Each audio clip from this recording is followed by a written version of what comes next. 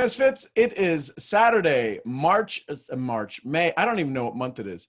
May 2nd, 2020. It is a Saturday morning. This is our Misfit call. We do this every day.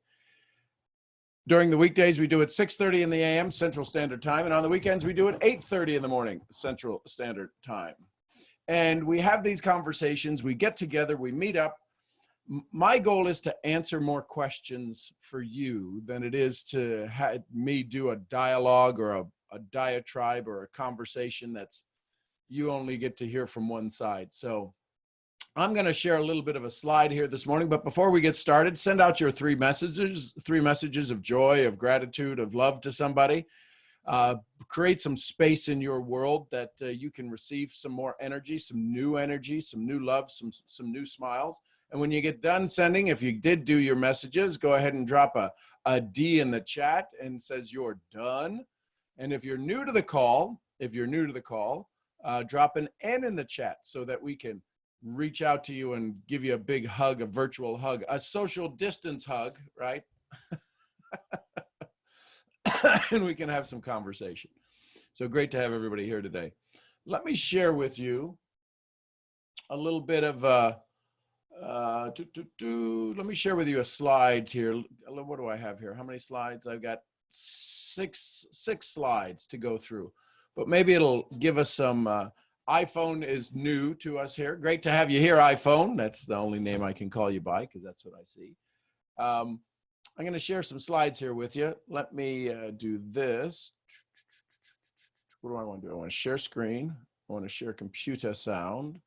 And I want to share that screen. Let's see if this happens here. RBP, can you, I know it's a black screen, but can you still hear me? Yes. Okay, so we're going to get started here. A little bit about mindset. So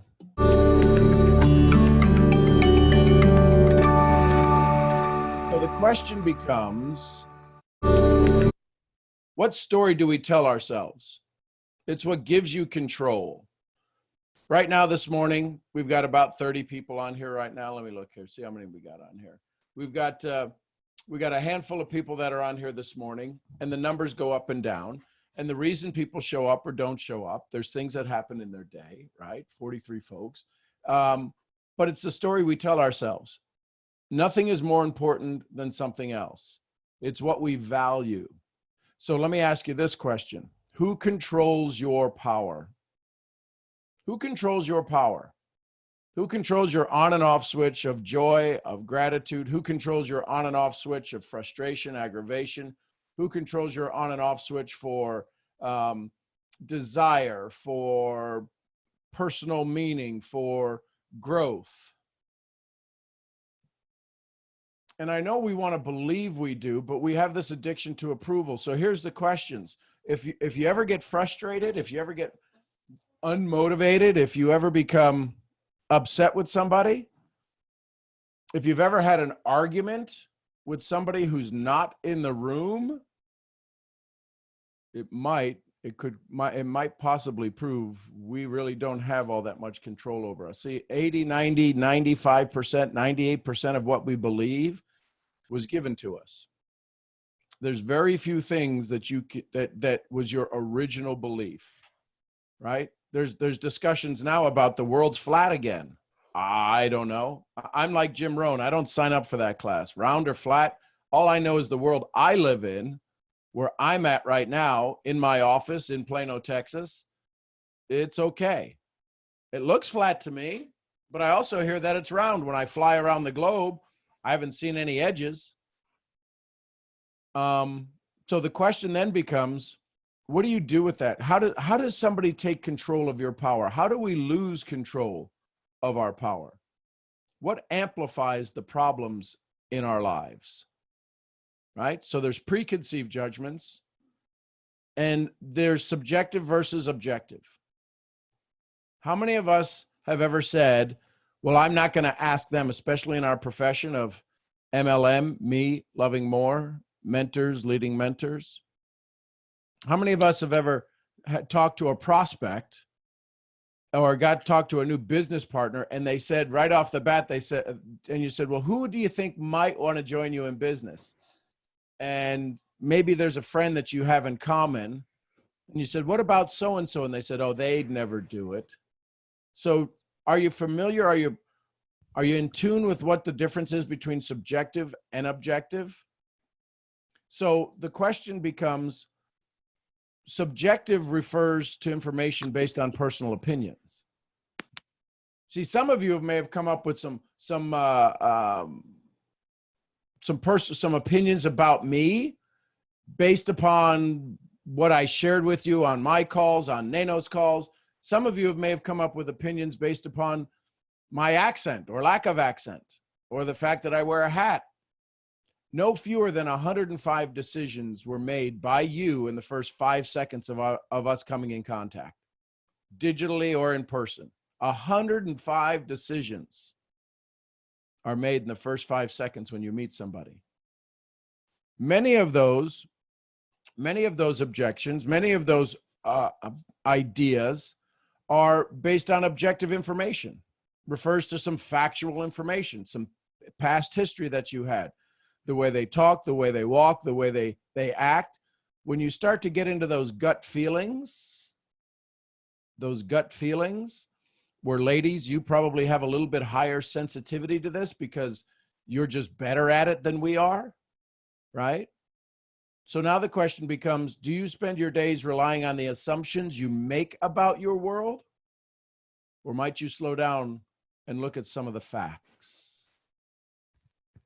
We talk about the global pandemic that's going on. People are very nervous about it. But the reality is they still have their house payments. They still have their car payments. They have to find, the challenge is that they put their authority into something they have no authority over. They put their authority into something they have no authority over. And so therefore it causes them to wind up getting lost. It causes them to wind up getting lost in the mix. So the question then becomes, what is up to us? You've heard me talk about in the manual by Epictetus, decide what's within your circle of control, decide what's outside of your circle of control. See, the gears of our mind work in such a way based upon what we think we have control over. That's what allows us to move into a decision-making process. The feelings we have, well, Sally should be doing this. I don't know why they didn't sponsor more people. They were only 2 away, or I don't know why they're finding it so hard. Why did people leave their business? What's up to you and what's not up to you? So here's the question. There's a lot going on up there, isn't there? There's a lot going up in that mind, up in that gray matter. Your brain it weighs about 3-4% of your body's weight, 3% of your body's weight, 2% of your body's weight, but it uses about 20% of your body's energy. Can you feel the energy? Listen, when you go running, when you go out for a run and you go out to do some exercise, you do some arms or legs day, your heart's beating. You can feel your heart beating. Your lungs are inflating, deflating. It's exchanging oxygen, and it is using some energy. And you go, man, I had a good workout. Do you realize your brain is working even harder than all of those organs? Like now, right now, sitting where you're sitting, your brain is consuming more energy in your body than you do in a workout. That's why they talk about brain food, because your brain's using so much of the energy in your body. Look at all of the things it's got to do that we're not even paying attention to. Thank God I don't have to pay attention to. I'm a guy with a 0.9 grade point average, barely made it through high school. Farm boy from Ohio. If I had to think about, let's see, if I had to think about being invite, I can't even say it. Innovative, I was going to say. I saw breathe in there. Yep, there's breathe. Blink. Listen. If I had to think of really about listening, now when I get into a dialogue, I'll listen. I'll become attentive. So here's the question. Right now, where you're sitting right now, let's have some questions about where you're at. What questions would you have based upon your current process? If you drop a hand or raise your hand, we can have a conversation. I'll be happy to answer some questions. Let's have some dialogue. What happens when you lose control of your mindset? What happens when you lose control of your energy? When you choose enjoy or misery, you choose the one you don't want. Because see, it is a choice. You can choose to be in misery. You can choose to be in joy. The challenge is that you've got to stop that Mack truck of dread and turn it into the ice cream truck of joy in your life. You should hear bells running around. Ding, ding, ding, ding, ding, ding, ding, ding, ding, ding, ding, ding, right? Wouldn't that be fun if that happened? You could just flip a switch and be the ice cream truck. So Delia, good morning. You've got your hand up. Good morning, Sean. Good morning. Good morning. I love the topic, even though I missed the prayer. Good morning. Good morning. This is what came up to me. Do we always give others the lifeline and detach from saving them? Because, well, go ahead. That's it. No, I hear the question. I don't even think we throw the lifeline to ourselves. Absolutely. Yeah. So it's Absolutely. we want to go save them, but we're drowning and we keep telling them, do what I do. Don't do what I do. Do what I do. Don't do what I do. So exactly. And it's when we start to begin to calm ourselves down and start to really, journaling is what will be a lifeline for many of us. It is for me. Becoming aware of this moment. In this moment, what do we have choices over? In this moment, what affects us? What are we walking away with from this moment? In the 5 minutes that's about to come into our life, in the 5 minutes that's about to come into our life, in the next moment that's about to come into any of our lives, what can come into our life the next minute? Possibility to change, to spring. How much possibility? Whatever we can create in our heads. Unlimited possibility. It's what we create in our heads that fractions it. It's my next question. Go ahead. Oh, wow. I said, well, Delia, you have all these people drowning around you and you're drowning too because, number one, you need to reach closer. And number two, as you are reaching closer to grab that line, so can you give the end of that line to the people behind you in your circles. Correct. Isn't that true? So the key is all of us want to be a resource. The challenge is we have very little source to read. We have very little source to read. We have to be able to have an abundance, right? So I've got this water bottle. You can't quite see. You can see the level in it, right? Right there. I can only give away this much water. From this bottle, I can only give away this much water. The challenge is I can't fill up another bottle that's this size. Many of us confuse the simplicity of giving away water as we're filling somebody up. We may just be keeping them from dying of thirst for that. That's what most presentations do. That's what most conversations do. That's what most trainings do. They give you a little sip of water. I feel so refreshed. And it was the slightest sip of water. Everybody's running on empty. And we take the bottle away.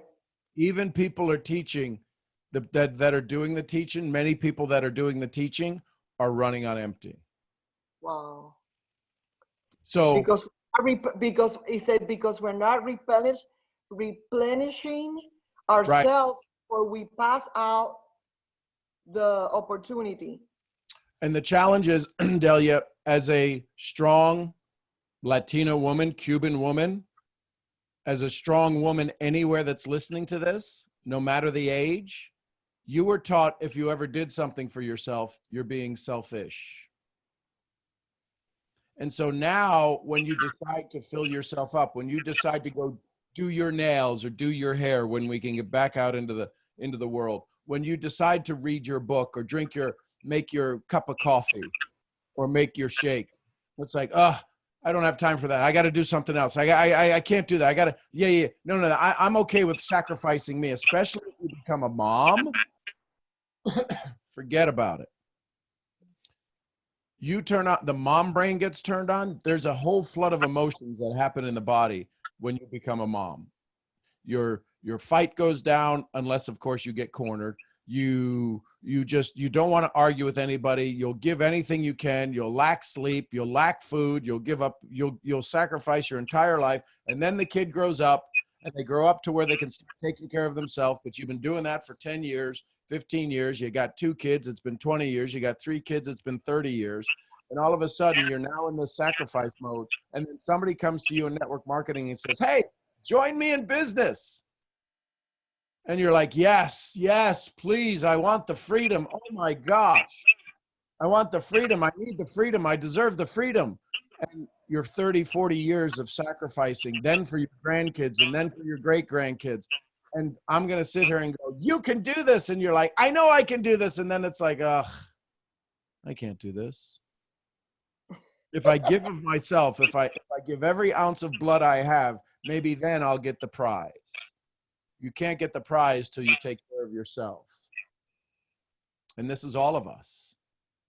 This is why, listen, y'all want an inside secret? You all want to know an inside secret? You want to know what fills up my cup? That's why I do these calls every day. It's very selfful in design, is to reach out, to see somebody say, oh, thank you. Got it. So think about this. Right now, there's 68 amazing souls on this call from around the planet. And if I do something to put a smile in the world, I'll get a thank you. Not that I need it, but boy, I sure could use it. And I love it. And it allows me to change my state. That's a source for me, right? Having conversations with you and Sharon in our chats and seeing the joys and seeing the smiles and seeing the tears and seeing the joys. And that's all part of we are creatures of community. We are creatures of connection.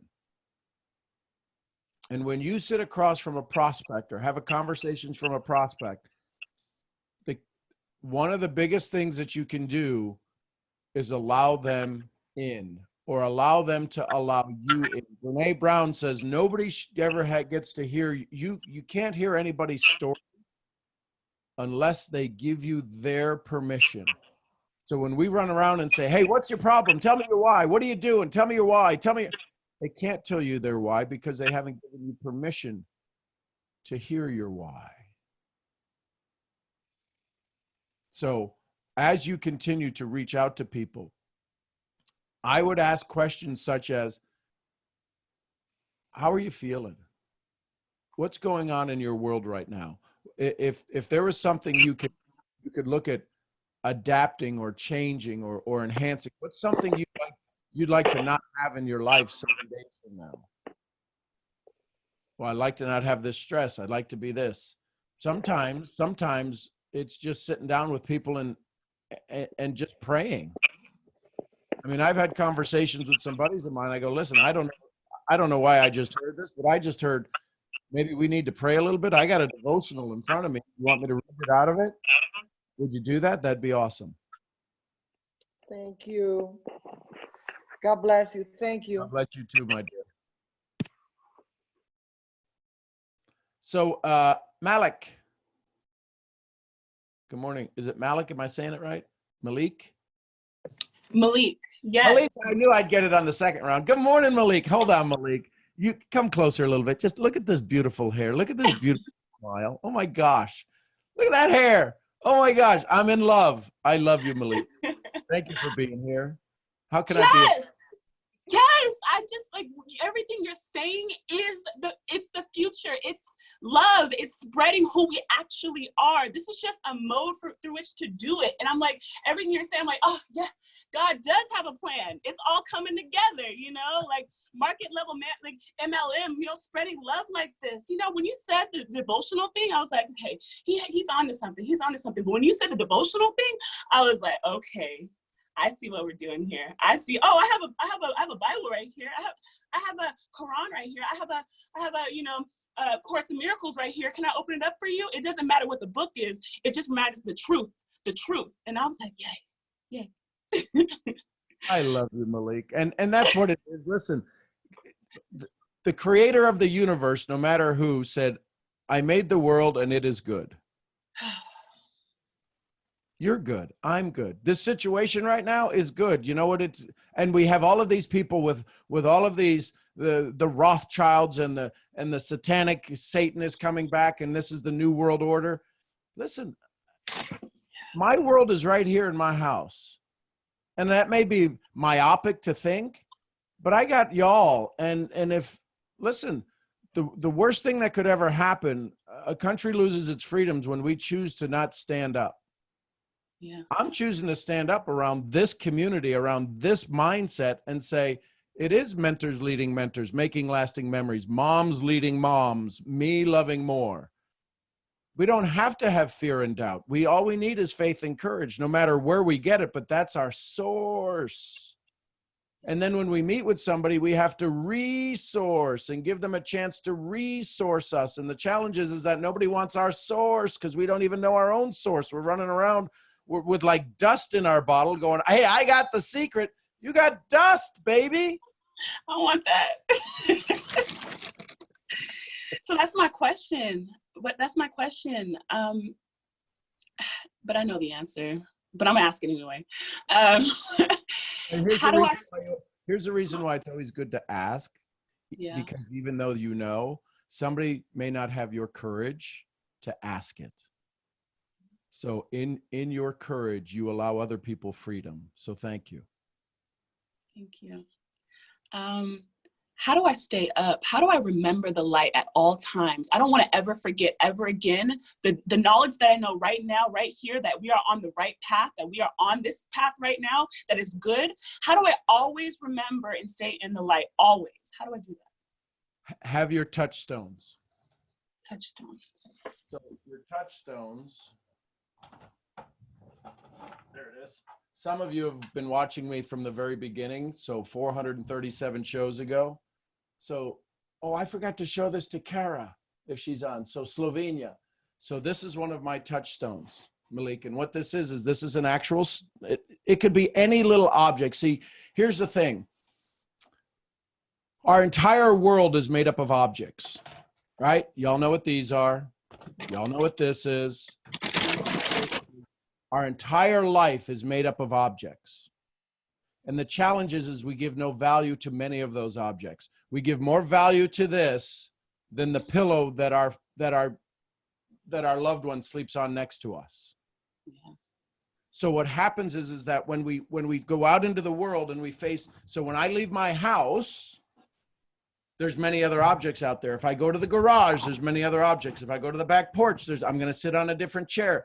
Our life is filled with objects.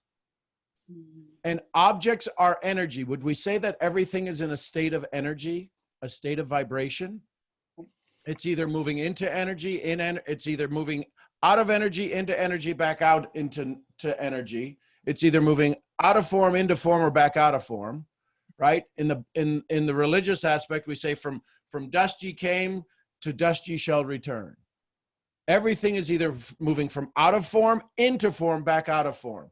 The challenge is we have so many things around us that have the form and the energy of things we may not know how to control. Imagine a worker who puts the door on a Bentley car is pissed off.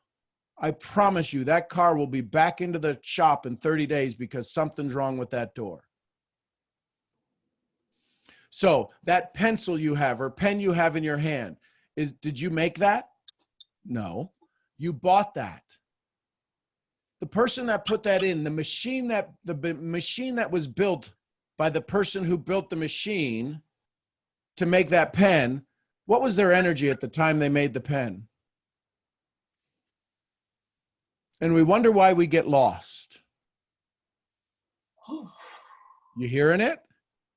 Follow me. The shirt you're wearing was the person that delivered it, that delivered it to the store, not even the one that made it, not even the person who picked the cotton or the machine that picked the cotton or the fibers that got picked. What was their energy at the time of picking it? If we believe that our energy can, if we believe that our thoughts can influence our day, how many thoughts are in that shirt? You feel it gets a little heavy in here, don't it? But here's the thing. If vibration can be changed, right? Because I could turn on the music, and because I've got some nice speakers, I could drown out my vibration. I could be talking like this and all you would be able to hear is the music, right? Yeah. You ready, Malik? You ready? You in this with me? Can we turn up our music? Can we get our jam on? Yeah. Yes. You know why I wear crazy shirts like this? I know the guy who made this shirt. Yes. I know most of the shirts I get as gifts, but I know who makes them. So I know the last person who put their energy into it showed up in my life. This guy, I never met him. It was somebody who I coached. It was their son. But when somebody takes the time to make a shirt like this and send it to me. With love. Oh yeah, baby. I'm putting it on. I'm getting loud. I'm getting crazy. So here's why I carry, this is a touchstone for me. Whenever I'm at my office, sitting in my desk here, this is a touchstone for me. When I walk out of the house, I have other touchstones that go with me. Now, my son is 16 years old, but these are the pictures I carry of him when he was this little chubby cheek guy, right? So that's always here. What goes in your wallet? Don't most people carry their finances in their wallet and different cards and everything? So guess what my cards are always around? They're always around energy of joy, of love. That's why I don't have any issues with my cards. You see what happens when so the way you keep your energy up is this. So this little touchstone, this little stone that's got the word Slovenia written on it is probably 15 years old. I mean, the stone's a lot older than that, but it was handed to me by Alexandria and Martin. They were 7 and 5 at the time. She's now an Olympic athlete, and he's this amazing entrepreneur in Slovenia. But when they were itty bitties, and I was working with their mom, Barbara Pogorchek, we walked behind their house one day, and I can still smell the fields that were plowed, and I can still hear the river. And it gives me great joy to remember that these little kids, and I'll show them this every now and then because they kind of remember me, but they don't. I was the crazy American, but I haven't seen them in a dozen years. But I'll show them this, and then there's another thing in here. So this, is it this one? So you see me, I just took this out of my wallet, and this says, this is from 908. And this was, Alexandria wrote this, and it says, you already smell dead. Because we were it was the dirt, right? And I said, because the translation was, is you already smell dead. I go, what does that mean? She goes, no, you smell like dirt. Because I'm a farm boy, I literally laid down in the plowed field. This is from 2008, written by Alexandria. So when I suggest to you what you do to carry your notes, to carry your energy around, I can only tell you what works for me. Right. So you as this powerful woman, tell me your history. Tell me where your background comes from. Where's your heritage from? I don't know. I was born in San Diego and moved to Fresno, and My mom doesn't really know her background. I mean, she grew up in LA, it's like that, How do So, I? Yeah. so here's the thing. I'm guessing there's a slight chance, and I love you. There's a slight chance that possibly, maybe, because of your smarts and your skin color, you might have been looked down upon because you're not supposed to be that smart or that happy. Yeah. Yep. So Lies. that story runs at a DNA level. Hold on. That story runs at a DNA level. Did your mom have some challenges growing up? Yeah. So watch this. Do you know your great-great-great-great-grandmother? No. You ready? Listen to me. I love you. Her nose is on your face. Her ears are on your head. Her fingers are at the tips of your fingers. And so all of these challenges, my love, that you deal with on a regular basis are not yours. Some of these problems that you fight are not yours. They came to you in your DNA. They came to you in the memories that are sitting in your body right now. Here's the good news. You all send some love over to Malik. You ready to hear how strong you are? The joy that you feel, you've overcome those challenges. Yes.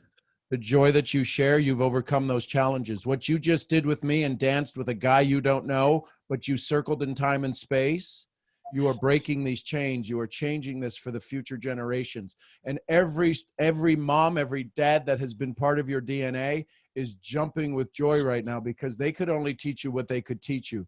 You're now learning new lessons and nobody can teach you. Nobody's around to tell you what to do. Everybody says, well, I love her energy, but she's just a little weird.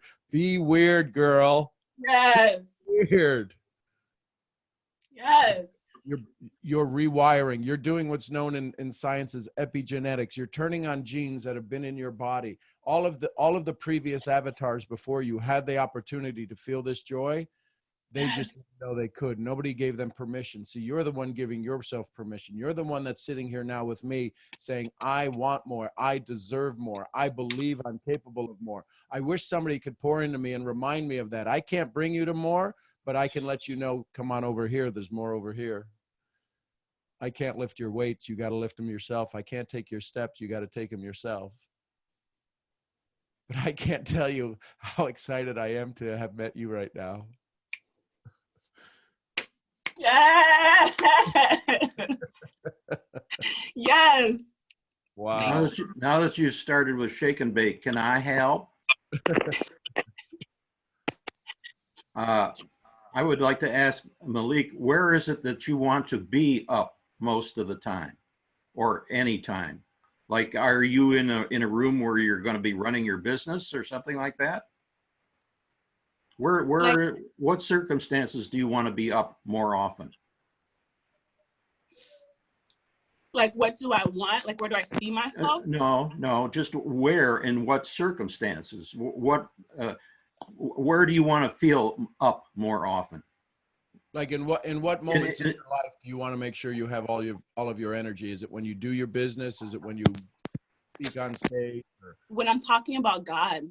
When I talk about God, where does that happen? That happens in groups. It happens in talks. It happens in like in front of people. In my mind, it happens in front of people. But right now,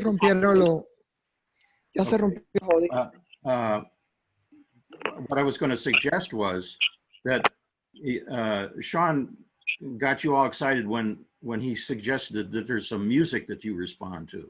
Oh yeah, I love to dance too. I love dance. Okay, well, what would happen if before you went in to do that talk, present your sermon, whatever it is that you do, you fully stepped into the motions and feelings and that go along with that kind of music. And if you did that repeatedly so that your brain got a habit, it's sort of like, a lot of people will come home and they'll walk through the front door of their home. But what are they bringing into the home? Are they bringing in the worries of the day? Because lots of times that stuff ends up being left there. what I'm talking about is anchoring. When Sean was mentioning he's got a touchstone, we anchor emotional feelings and meanings to everything around us, but we have a choice on how to do that. If you have a touchstone, maybe you have an object you want to take with you. Can my body be my touchstone? Sure. Okay. But the point is, how do you want to, what kind of an emotional feeling do you want to hook up to your body so that as you walk into that circumstance, you have the emotions that are going to be most productive to your presenting the ideas and that you want to present. You can use yourself as your own touchstone. But you could also bring an object. You could have a little object that you carry with you to remind you. We're unfortunately we're real good at remembering stuff that bothers us, but we're not very good humans as humans at remembering a lot of the good stuff, and we have to build it in as a habit. Okay. So I'm just suggesting that the simple act of anchoring purposefully is a very useful tool. You imagine, you bring up a piece of music, a vision that you've seen in nature or art. You connect with the feelings, and then you take that feeling into whatever circumstance you want to have it. Am I making any sense? Yeah. I mean, like when I try to go into start my day at work, I like to hear like marching bands playing. Yeah. It gets my juices flowing. Yeah. Yes. And anything like that. And that's all under our control. We have that choice. We just need to remember to put those things together through repetition. We can build them in as automatic responses. The same kind of responses that we have negatively that we don't really prosper with. We can build in positive responses. It's called anchoring. Yes. So Tony Robbins does his, if you Google Tony Robbins morning priming session, right, where he talks about all he does is reach up and he's grabbing the power from the universe and he's going, yes, yes, yes, yes, yes, yes, yes. Yeah. I love Malik. Yo, we're getting it. We're moving. We're doing this. We're doing the work. We're going to get it. We're going to make it. We're going to make this. We're going to do it. We're doing it. There you go. That was going to be Thank the you. next part. We're already in it. We're in it. We're in it. Thank you. This is why Dalai Lama said the world will be saved by the Western woman. I just Yes. believe And it took me a while to remember that I'm a Western woman too. It took me a while to remember that I am too a Western woman. I think we just take Western out. I think the world needs to be saved by women, personally. Yeah, I like that better. Yeah, Because honestly. it's your ability to have this unwavering regard for life. Yeah. And yet be the ones that with the simplest of touch, you can rock a baby to sleep. So every one of you is this amazing soul who needs a place, needs to just stand on your own stage. That's why I'm so glad you showed up here, Malik, because this ain't my show. It's my energy, but we're psychographic, not demographic. Psychographic. Where can I look up more information about psychograph? So psychographic is just it's the way that, so I'm not allowed to ask beautiful, amazing, powerful women their age, but I'm going to ask you, if you were to tell somebody else how old you are, how old would you say you are? I would tell that other person 25. I'm 25. So you're 25, I'm 54. I don't think we've probably ever eaten in the same restaurant, so we would probably never be the same demographic, but we are of the same psychographic sitting here this morning. We are the way people think, not our race, religion, height, anything else. So psychographic is why you look at the screen right now. I'm looking at the screen. 1, 2, 3, 4, 1, 2, 3, 4, 5, 20 out of 20. Look at the screen. Out of 20, there's 2 guys on it, and I'm one and Bob's one. Why would a whole bunch of powerful women be coming to listen to me, showing up on my call? It's because it's a psychographic, not a demographic. So what you did, the energy you showed, and the dancing you did, and the smiles you shared, and the tears you were letting go of, you awoke the spirit inside of others because they feel the same thing. See, my daddy used to teach me how to do sales like this. He would sit us back to back. See, I turned my camera off, but he would sit you back to back with the other salespeople, and we had to sell not seeing somebody. We had to sell not looking at all of the micro inflections. We had to develop a great sense of hearing, because we're visual people. In public speaking, our words are only 7% of the 100% of the conversation. 7%. That's why we have a 93% failure rate. Is because people can't walk themselves through a conversation without their words, and they're walking through their micro expressions of doubt, of fear, of anxiety, of stress, comes across even in the tone of their voice. The words make up 7%. Well, when somebody asks me for a script, my heart breaks for them. You want a script? You're going to get good at 7%? That's a math problem. I don't care how much the teacher likes you. You ain't never going to get a curve big enough that you can get graded for success if you only focus on the words.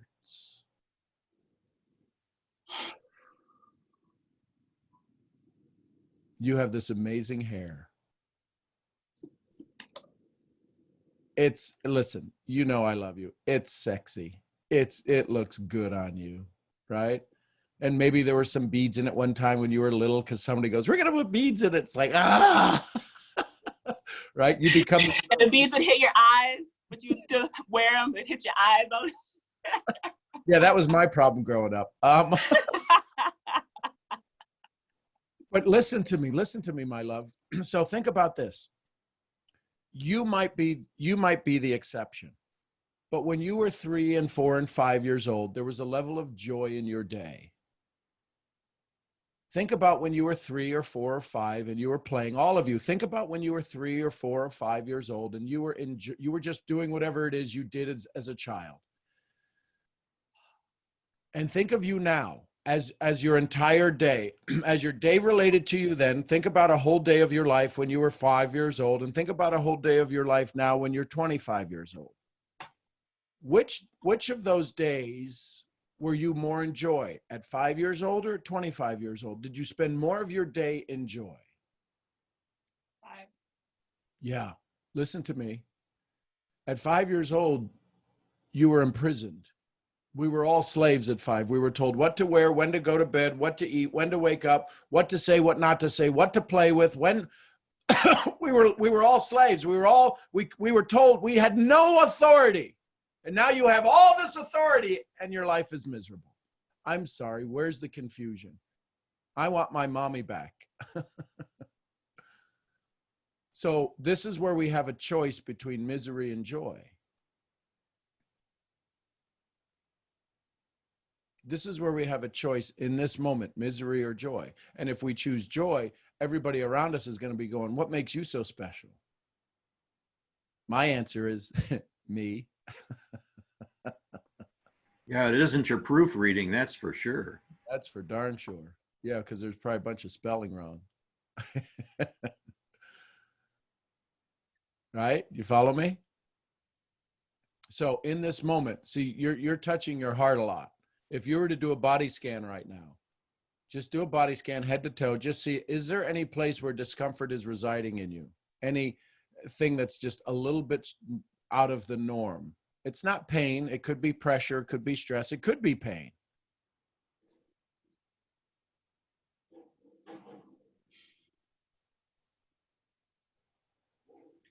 Yeah, it's like the back of my head. It's like the Okay. back. Yep. So the back muscles. So on a scale of 1 to 10, 10 being the most discomfort you've ever been in, and a 1 being none, what would you rate that at? 3. Okay. Is that okay to have that, or would you like it any less? Less. Okay. So if we could in the next 60 seconds or so reduce it to a 2, would that be okay? Amazing. Would you like to be able to, is it okay if you give that away? Yes. Okay, so give your eyes a close for just a second. So I want you to feel that discomfort in the back of your neck, and all of you can do this with any discomfort in your body. I want you to feel that discomfort in the back of your neck. Really feel it. Don't make it a 4, but just really feel it. See what it is, see where it's at, feel the muscles that's it is, and how it stresses the skin or whatever it does. And I'm going to ask you to take a couple of big breaths in, and just big breath in, hold for a couple, exhale slowly. And on the next big exhale, breathe in, feel that discomfort in the back of your neck. And on the next big exhale, I want you to say these words out loud. Feel that pain, and I want you to feel that discomfort and say, and I love that. And I love that. Give it a quick scan. Did it move? Did it change?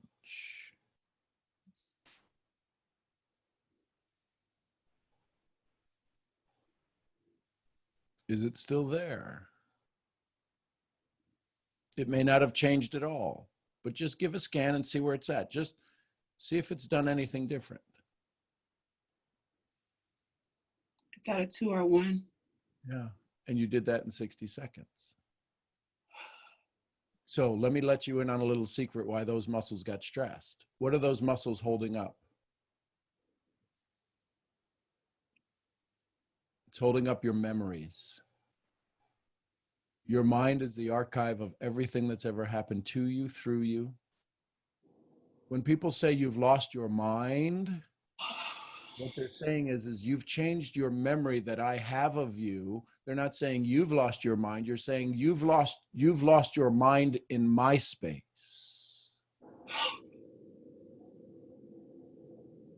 See, Malik, the only memory I have of you is this joyous soul. Prior to you jumping on this call, there's probably many memories you carry which you wouldn't want to remember. It's okay for those memories. Those memories have gotten you here. Here's my question for you. 5 years from now, 6 years from now, we talk about setting something. We give it the G word, but not God. We give it goals, which is man-made. Can't they be future memories? What would happen if you started to live the future memories? Yes.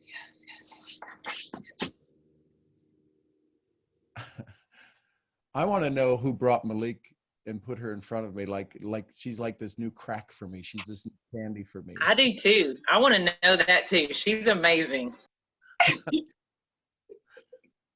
Right? Thank you for showing up today, because I really needed this. Yeah. Oh my God. And I'm just being myself. Yay. Well, keep being yourself, because you're giving women more time to show up and more places to show up and be real and authentic and step into greatness. You're freaking amazing, girl. I love you. Yes. We can have a dance party. Every day.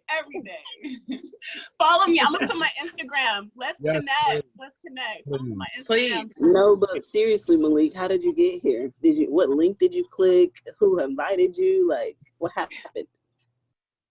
I asked somebody, I asked in my mind when I was praying, I asked to make $100 extra a week. And then somebody called me the next day and asked me if I wanted to join IML Academy. And then a week ago I joined, and then they put Mornings with Nano on, and then I listened to Mornings with Nano with Sean Murphy 3 days ago, and then Sean Murphy was amazing, so I followed his Instagram, and then I followed this, and then I'm here like 2 weeks ago. Amazing. Amazing. Amazing.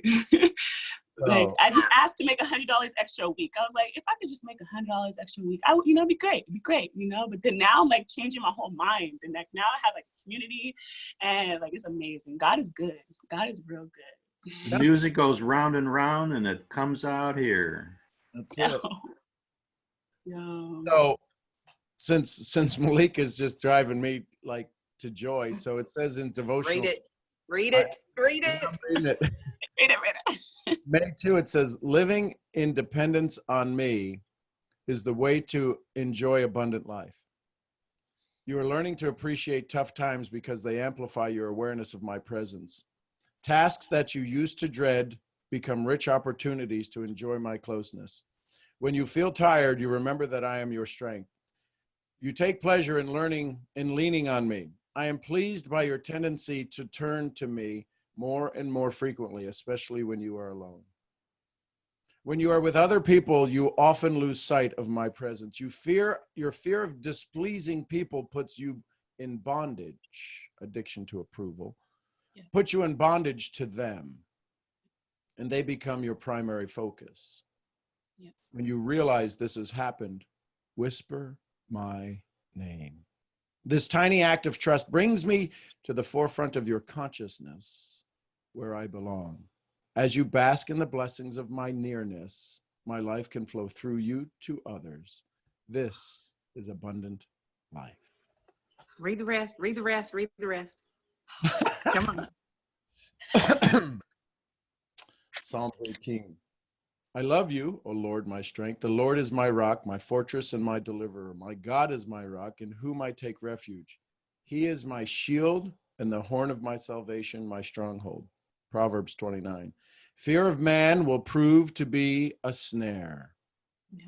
Fear of man will prove to be a snare. But whoever trusts in the Lord is kept safe. Yeah, every time, every day. Come on, Malik. Come on, girl. Come on. Yes. The thief does not come. The thief does not come except to steal and to kill and to destroy. I have come that they may have life and that they may have it more abundantly. Amen. Pass the offering plate. Come on, let's start a church. Where we dance every day. I just want to dance. So, yes. ladies, this is the challenge that I hear for the 22 years that I've been in this profession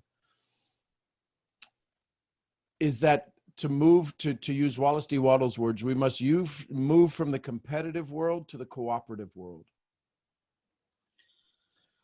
I don't know what it is about you having more than me that drives people nuts, or me having more than you that makes you feel less than.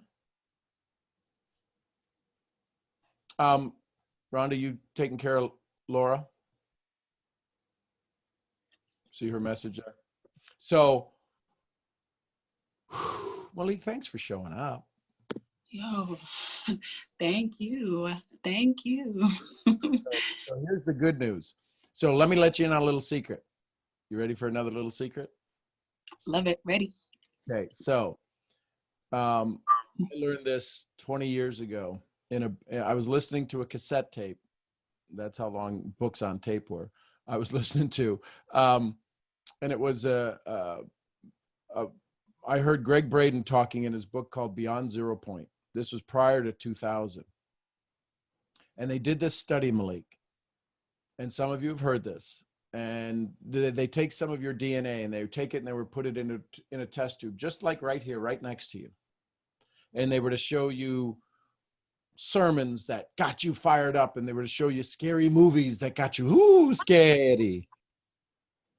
Your body changes. You're watching something on a two-dimensional screen. Your body changes. Guess what happens to this DNA in this test tube? Watch. A private group, yeah, stopped testing at 50 miles. They can't tell the time between it changing and it changing in the body 50 miles away. Wait. I'm sorry, the government stopped testing at 50 miles. A private group stopped testing at 400 miles. So guess what happened when I learned that? My brain operates kind of weird. You ready? I said, if I'm ever blessed to have a child, where's half of my DNA?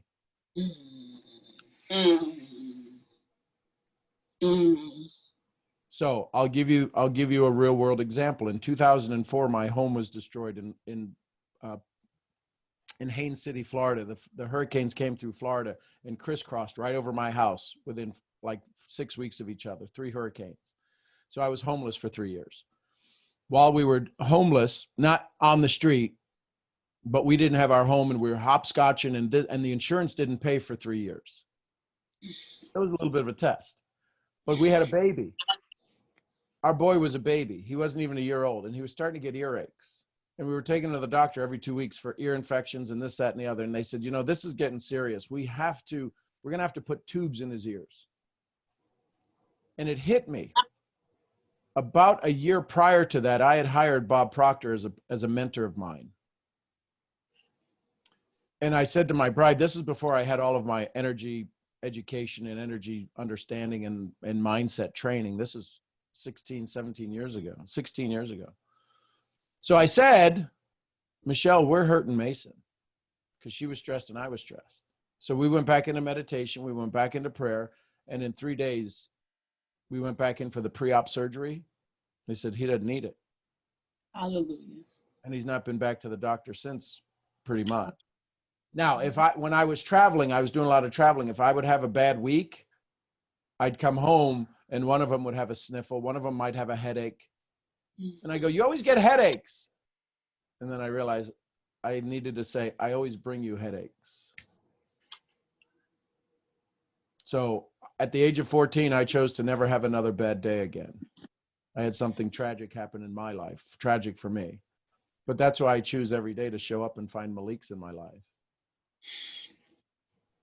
So I can always have the most amazing God-given day that I can't even begin to explain. I'm about to burst into tears and want to climb through this screen and hug you for 2 days.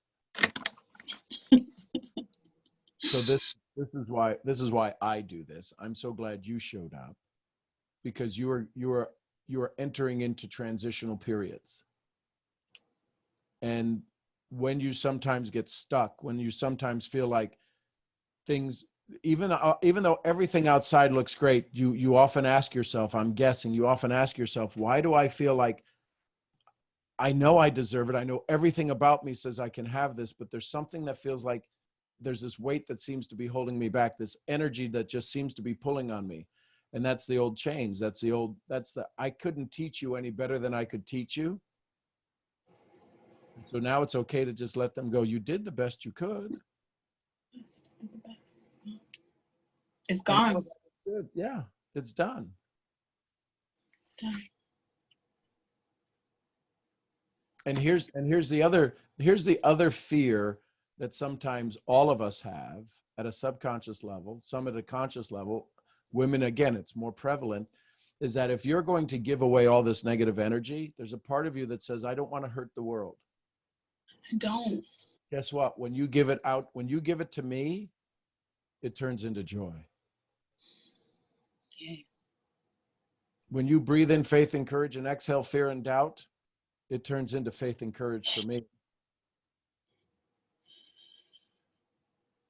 If you do what you see her now, pink robe lady there, Rhonda Bird Parker, she'll tell you go out, walk on the ground, get your feet on the ground, in contact with the earth.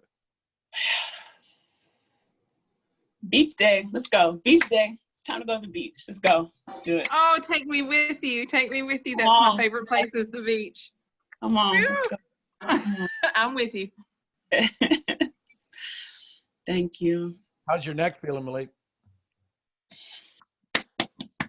Amazing. Oh my God. Yes. Okay.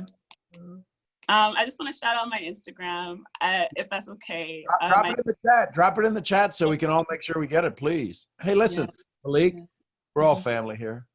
Thank you. Seriously, I know it sounds weird. Yeah, no, it sounds like the truth. Yeah, it's just us. Thank you. It is. Thank you We so all much. need you today. Thank you. Can I say something? Please go ahead.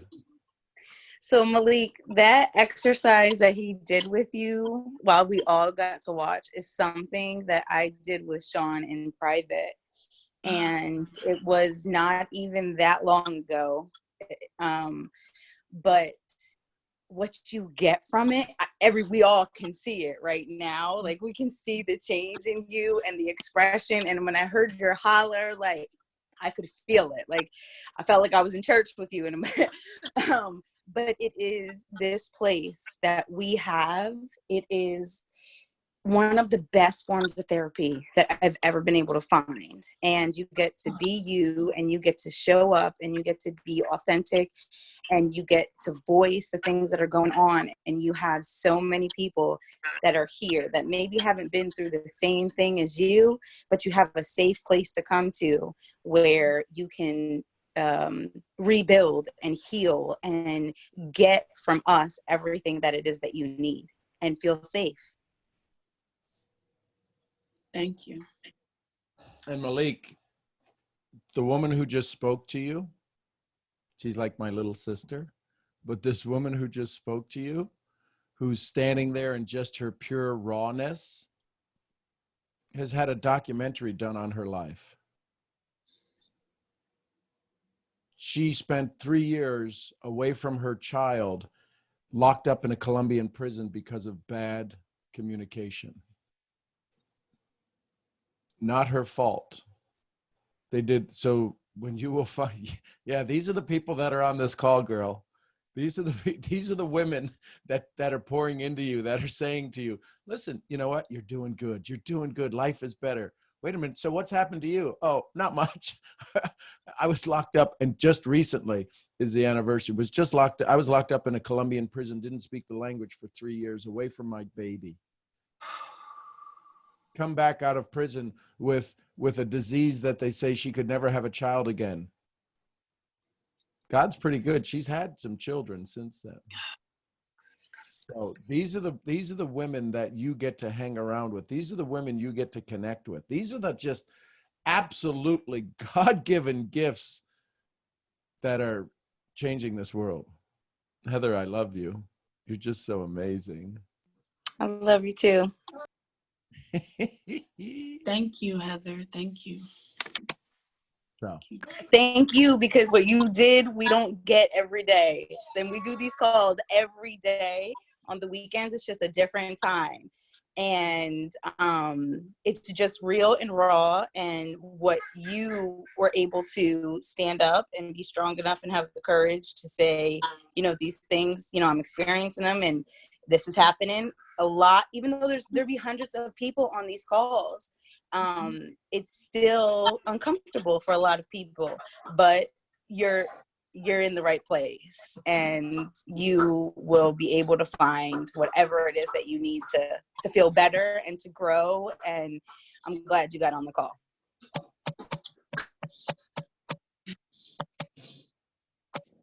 hey, y'all, we got family here. Good to see you. How you feeling, Malik? You good? You good? I'm blessed. I'm a child of God, and I know it. Like, I'm blessed, and I'm a being of God, and like, I know it. Like, there's one thing to be it, and then know it, and then know it, and then really just trying to find ways to always know it. Whatever token I gotta have, whatever thing I just want to know this feeling that I have right now, that everything is okay all the time. I want to remember, because I know it's very important to remember this, because there's going to be some times coming up now that it's going to be very important that what I know now needs to be spread among other people. And I'm trying to like grip and like record, trying to take pictures, trying to find some way to remember this, because I know it's so important. So that's where I'm at. The importance as it becomes the knowing, you wind up becoming. So we talked about the story of the aircraft carrier being told to change its direction, and it says, I'm an aircraft carrier, you change your direction, right? I'm a So lighthouse. I'm gonna need you to move. I'm gonna need you to move.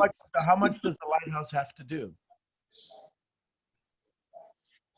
It just has to be.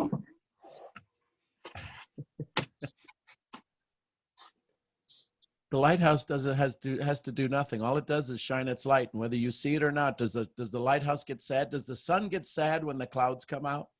Never. No, we do. Oof, When the sun sets, do we get sad? No, we love the sunset. And the moon chases the sun away. Does the sun cry? Never. And when the sun chases the moonlight away, does the moon cry? No, because they can only be what they are. Hey, Sean, can I share one thing with Malik? I want to read her one thing. Please. Malik, are you listening? I'm listening. Okay. Love her. Romans 8:39. Nor height, nor depth, nor any other created thing will be able to separate us from the love of God, which is in Christ Jesus our Lord. You can't be separated from this feeling. You can just choose to not hear it. Nothing can separate you from this. Nothing. No catty response, no frustrated feeling, no hurt, no death, nothing. Nothing can separate you from this.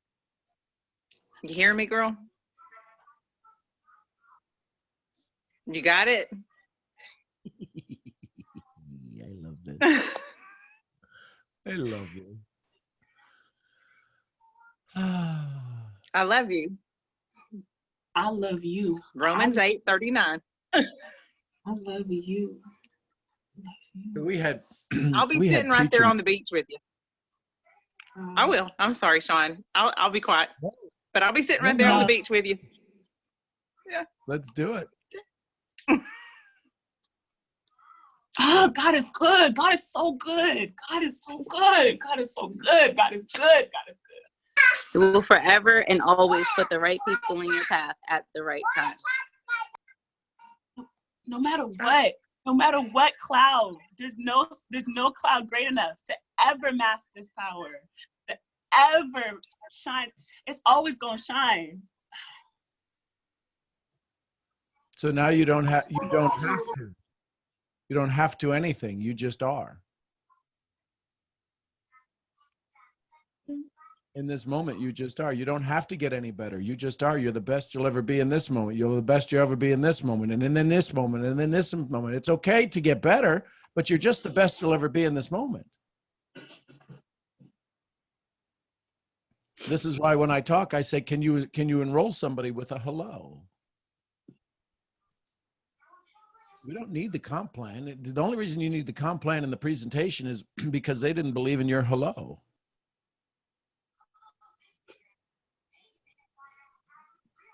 And my hello is my light shining. Yeah, your hello is just your essence. Your hello is no fear. Your hello is fearless. Your hello is strength. Your hello is confidence. Your hello is your smile. Your smile enrolls people.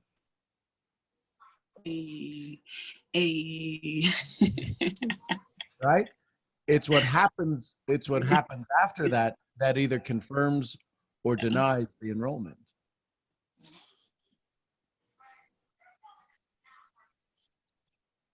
When they told Rhonda was telling me, because Rhonda's kind of my spiritual mentor, not kind of, is, but when she told me about the centurion who came out and said, my servant is sick. He said, go home. The fact that you asked already proved it. He didn't have to tell him what he was sick of. He didn't have to tell him why he was sick. He said, the fact that you asked, he's already healed. The fact that you showed up, you're already healed. You're already everything you need. Oh, yeah. The pain is gone. The pain, all of it is gone. Malik, we make it harder than what it is. What Sean basically said right there is just Knowing and asking is all it takes. People bring religion into it, and they have all these hoops you have to jump through, and all these things you have to do, and all these rites and rituals, and say it the right way and pray the right way. You don't have to do any of that. And I was going to leave my Not Today Religiosity shirt on. I would have put mine on, but I was in my PJs cooking breakfast. But we have a shirt, Sean and I have a shirt that says Not Today Religiosity. You know who? Get thee behind me. Yes, he made me one. I can't believe it. So just you asking. Yeah. You ask for $100 a day. Yeah. God wants your heart. He doesn't care about your pocketbook. He wants your heart. But because you were speaking pocketbook language, Yeah. God spoke pocketbook language. $100. It also says, if a bird falls from the air, God sees it. And how much more valuable are you than a bird in the air? So you asked, he answered. If he'll answer $100, it's already done. So that's the whole parable of the centurion. Jesus said, you already asked. All you have to do is ask. That's all He you have didn't to even do. go to the centurion's servant. That's all you have to do. You just sit and ask and anticipate the answer. That's what Sean used to, when he used to call these calls, get out of your effing way calls, and the F could stand for whatever word you wanted it to stand for. Forgetful, freaking, the other word, whatever. That's getting out of the way and letting God come through. You ask and you wait for the answer. That's it. And he came rushing to you. Girl, he didn't bring you just $100 a day. He brought you a mentor. He brought you a community. He brought you physical freedom from your pain in your neck. He was like, oh, you asked, baby girl? Let me give it to you. Abundant life. Abundant living. Not halfway, not kinda, not pain here and then freedom over here. No, he said, I came to give you life and life more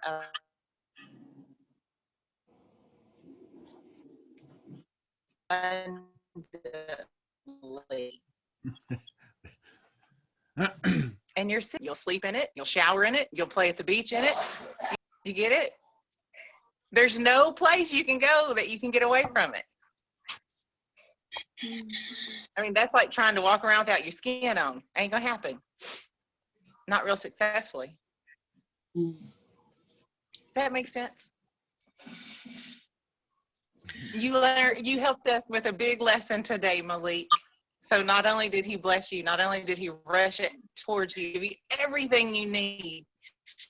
Every one of us that are listening to this call, whether we're different spiritual thoughts or not, you gave every one of us a moment to sit in your greatness and in your glory that God's put inside of you.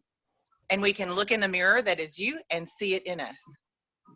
And that's all your heart has ever wanted. Yes. I know, because I feel the same thing. I know, sweet girl. Woman, you are amazing, and you're enough. And those moments that the neck gets tight or the head gets tight, you remind your body, I am enough. I'm enough. And not today, Cloud. Not of, today. You're not gonna block this. You're not gonna block this sunlight today, Cloud. Not today. No. Not today, religiosity. Nope. That's nope. right. Nope. That's exact. Come on, girl. Come on. Nope. Nah. Sean, you're gonna have to make some more shirts. Not today, religiosity. You know who? Get thee behind me. Yes, I love it. Okay. I love y'all. Thank you. How about that? Huh? How about that? Michael, you got your hand up, brother.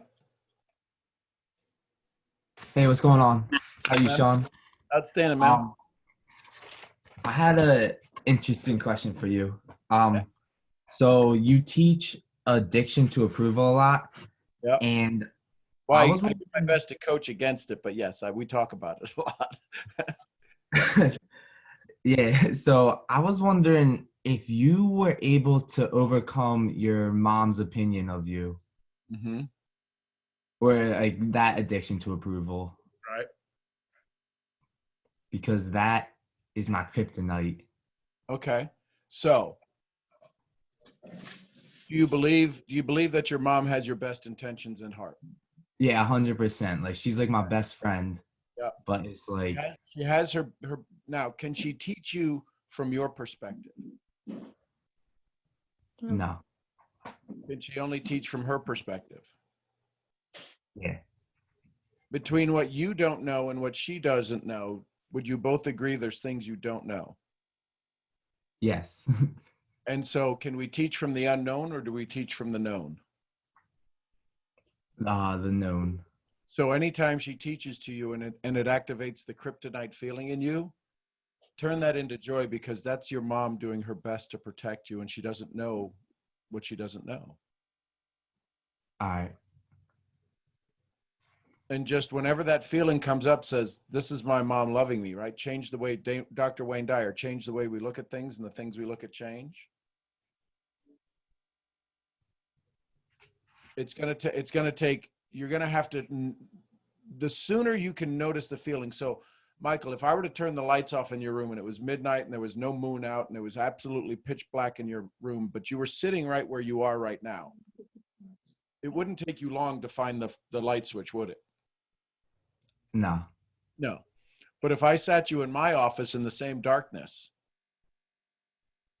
and you had never been in my room before, there's a light switch in the room. Can you find it? Yeah, but it would be a little difficult. It'll be a little difficult. That's where you're at right now. You're sitting in a room in a relationship with you and your mom.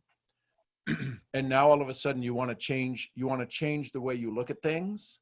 So now you're going to be sitting in a different room where your mom's kryptonite to you turns into joy. You got to find the light switch. So first of all, recognize that when you go into an engagement with your mom, whether it's in your thoughts or in the physical world, be aware of how the feelings are. Become the observer. Become like the Poindexter, and you're going to take notes. You're going to do your journaling going, did I feel this as I was walking up the steps or walking over to think to mom? When I saw mom's number on my phone, what were the feelings that, okay, let me journal that. And you become Poindexter and you take this and you're going to take down this whole litany of information. What was the feeling? Where did I feel it? Was it in my gut? Was it in my head? Because see, here's the thing. Heart Meth Lab in California has done studies, right? You've heard me guys talk about this, where they show on the computer screen, they'll show a sunset, a snake with its mouth open. And what they found out is that the heart knew what the image was going to be, positive or negative, anywhere from 2 to 15 seconds before the image ever showed up on the screen. And it predicted it with 98% predictability. They thought the equipment was all wrong the first time they did this. So here's the thing. Before anything shows up in the physical world, it's already in the ethereal world, and you're starting to build your energy around it. You and your mom are connected at a DNA level. You and your mom are connected at such a cellular level that she could hit her finger, and if you really paid attention, you would feel the pain. So that being said, as you engage with your mom, part of this needs to be your volume needs to get turned up. You need to get your idea of mom anytime you engage with mom in a joyful state. In part of your meditation, part of your journaling, part of that smoking coming off is just all of the laughter. Picture that as the laughter when you have your mom. Every time you engage your mom. So my mom used to have a phrase when she would get mad at us. I probably shouldn't say it, but I'm going to anyways. She would say, blow it out your ass. That was her phrase. That was her favorite phrase. Just, blow it out your ass. And when she told you that, or go scratch, that was another one of her favorite phrases. So anytime I would see her, when I know she was having a bad day, I'd walk in, I go, hey, listen, before we get started, just go scratch your ass. And it would cause that laughter. It would cause a change of state. So I was responsible for my world, and I was able to change the state. So if there's something funny, another time my mom was so mad at me. Now, she wasn't mad at me at all. I was running our 7 businesses, and something happened at the steakhouse that we had, and she got mad because the servers were doing something stupid or whatever. And she came out, and she was standing in her car, with her car door open and her elbow on her door, and she was like, she wanted to yell at somebody, so she yelled at me, and she said, "You." She said, "You, why don't you get a job?" I'm like, okay. She goes, "You're working here, you're working there." Now she mentioned all of the businesses that I'm running. And she says, "You're like a gnat. You're like flitting everywhere. Why don't you get a job? Pick one of the places and work." And it was the funniest thing. On my mom's deathbed, I was able to say that to her and make her smile. "Hey, lady, before you leave here, why don't you get a job?" And she couldn't speak, she couldn't communicate, but a smile came over her face. I know she heard it. So find those moments of tension and turn it into treasures. That was perfect advice. I love that story too. That was really funny. It's just That was fire. So whenever I talk to Mason, right?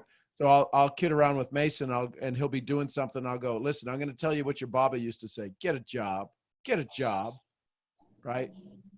Or I'll tell him, "Go scratch." And he doesn't really know what it means. It doesn't mean anything to him, but it makes me laugh. So just find those moments of stress, and change them, right? Change the way you look at them. Because here's what I know, Michael. God forbid, I'm going to talk about something that can't happen, right? Yesterday's already gone, but God forbid yesterday your mom left. Those would be precious moments, wouldn't they? Just make them precious now. As Bob Park says, if we're going to laugh in 6 months, laugh now. Does that help? Yeah, that was awesome. That was awesome. Thank you, Sean. You're the best, brother. I love you, bro. Love you, man. Vach on the line. Vach put up a good Romans. I think it was. It's my turn. I'm so excited. I'm so excited. Oh my gosh. Okay. I did put up a scripture earlier. If you guys didn't see it, it was Ephesians 3, verse 20. Now unto him that is able to do exceedingly abundantly above all that we ask or think, according to the power that worketh in us. Malik, you made me post that because you asked for $100 and you got a whole world. Like, oh my gosh. Okay, I wanted to share today because, okay, so sorry, I got a call. Had to end it really quick. Okay, so basically, I woke up this morning and I was going into my meditation, and like 15 minutes into my meditation, someone was telling me, write a poem right now, write a poem. Gave me a topic and everything, and I was like, okay, this is weird. And I was just like, okay, well, I try to stay focused on my meditation, so I'm not like. So I'm telling myself, like, okay, I'll write it right after the call. And something in me was like, no, write it right now. It's like, okay, well, I'm going to write it right now then. Be obedient. And, right. So I wrote it. And afterwards, it was like, okay, share it on Sean's call. I was like, okay, well, I guess I'll share it on Sean's call. This morning, I was supposed to be somewhere else, but I made a promise myself that I'm going to be on Sean's call every day. All 7 days. So my company's having this meeting this morning, and they're like, okay, join now. It starts at 9 a.m. I'm like, I'm gonna have to join after Sean's call, y'all. I'm sorry. So basically the poem that I want to share with you guys is mostly for the women, directed to the women on this call. But guys, of course, I would love for you to listen as well. So before I start reading, just everyone take a breath. And I'm going to share the poem with you guys. Food for thought. Have you ever thought about why women are so strong? Every strong woman I know has been battered and bruised in some kind of way. Physically, mentally, emotionally, and that all ends up affecting their spirit. Yet, like Maya Angelou said, they still rise. Like Alicia Keys said, that girl is on fire. Like the Dalai Lama said, they will save the world. Have you discovered why? What's the difference between a man and a woman? The woman bears the seeds of a man and deals with birthing a new world in 9 months. Women bring life even though this world tries so hard to take the life out of them. Women bring joy when every smack tries to wipe it off their face. Women bring peace even though it may seem like they react instead of respond. They know what they are worth more than any diamond or any piece of gold. They are the riches of this world because take out all the women and what will the world have? They say it's a man's world now, but then it would really be no housewives, no Molly the maids, no sluts to shame, just a man's world. Not that that is good or bad. Just imagine it. Every single woman in your life gone. Every good woman that is in society's eyes is supposed to stand behind a man is no longer there standing behind them. What would the picture be like? Understand, there would be no life because we bear the life of the seed. Do you get it? No? Well, picture this. A tree first needs its seed to create roots. The seed needs light, dirt, and some moisture to create a tree. It all starts with the seed, but it ends with life. If the seed never grew roots or had moisture, light, or dirt, there would be no tree. There would only be a world. A world with no trees is life, but ultimately death. Trees bring oxygen to this world. So when you see that woman, that sister, that cousin, you see the oxygen they bring to every single person around them. You see the roots they come from. The woman, that woman, yes, you, woman, are the tree of life. You are everything, the gardener, the chef, the doctor, the patient, and all the rest. Why? Because without you, there would be no one. None. And not one thing. Just an empty world on a spinning axis while the sun shines and there's no fruition.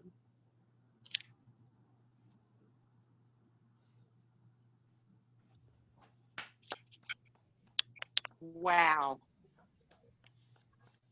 Oh my God. Oh my God. Oh my God. Wow. Oh my. We all need That that. was Oh amazing. my God. Oh my God. Yes. Can we clap, y'all? Can we please applaud? Can we please, everyone, unmute your line and please clap. Please let her know. Thank you. Thank you. Thank you.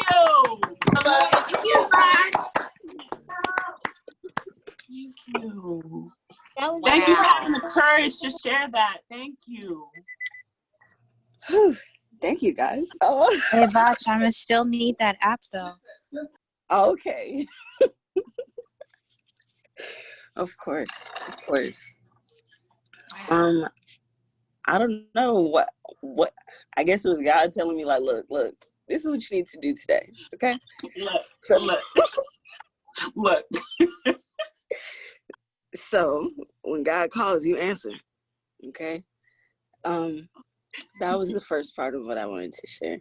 The second part was, guys, I don't know if you guys are starting your days with intention, but I would highly recommend it. I've been doing that a lot lately, like telling myself at the beginning of my day, like, this is what I intend for my day to be or to have in it.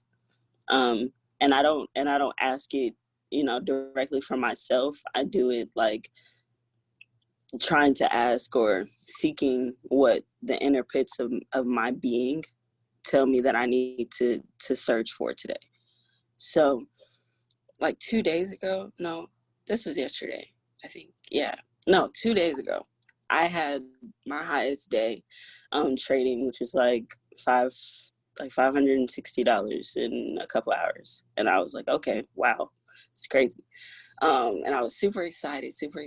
And that day, my intention for the day was for me to make at least $300 that day. then yesterday, my intention for the day, I was like, God, I need today to be a day of learning, a day of, figuring out better with financial education. That was my day. That was what I intended for that day. That day, yesterday, I lost $200 in a trade. And I was like, oh man, dang. And I learned, of course, that I wasn't paying attention to what I was doing because, in training, you're not supposed to, one, over leverage. Two, you're definitely not supposed to, you're supposed to basically follow your guidelines. Don't leave the trade too early and stuff like that. And I left it early because of the fact that I was like, oh my gosh, I'm losing money. Oh my God, oh my God, oh my God. So I closed it, and instead of staying, the part where I closed it, if anyone knows about trading, but the wick at the bottom hit like its lowest point. It wasn't going any higher. It wasn't going any lower than what it was. And it went right back up after I closed it. And I was like, dang, gosh, if I would have stayed in as of right now, I would have been up $800 today.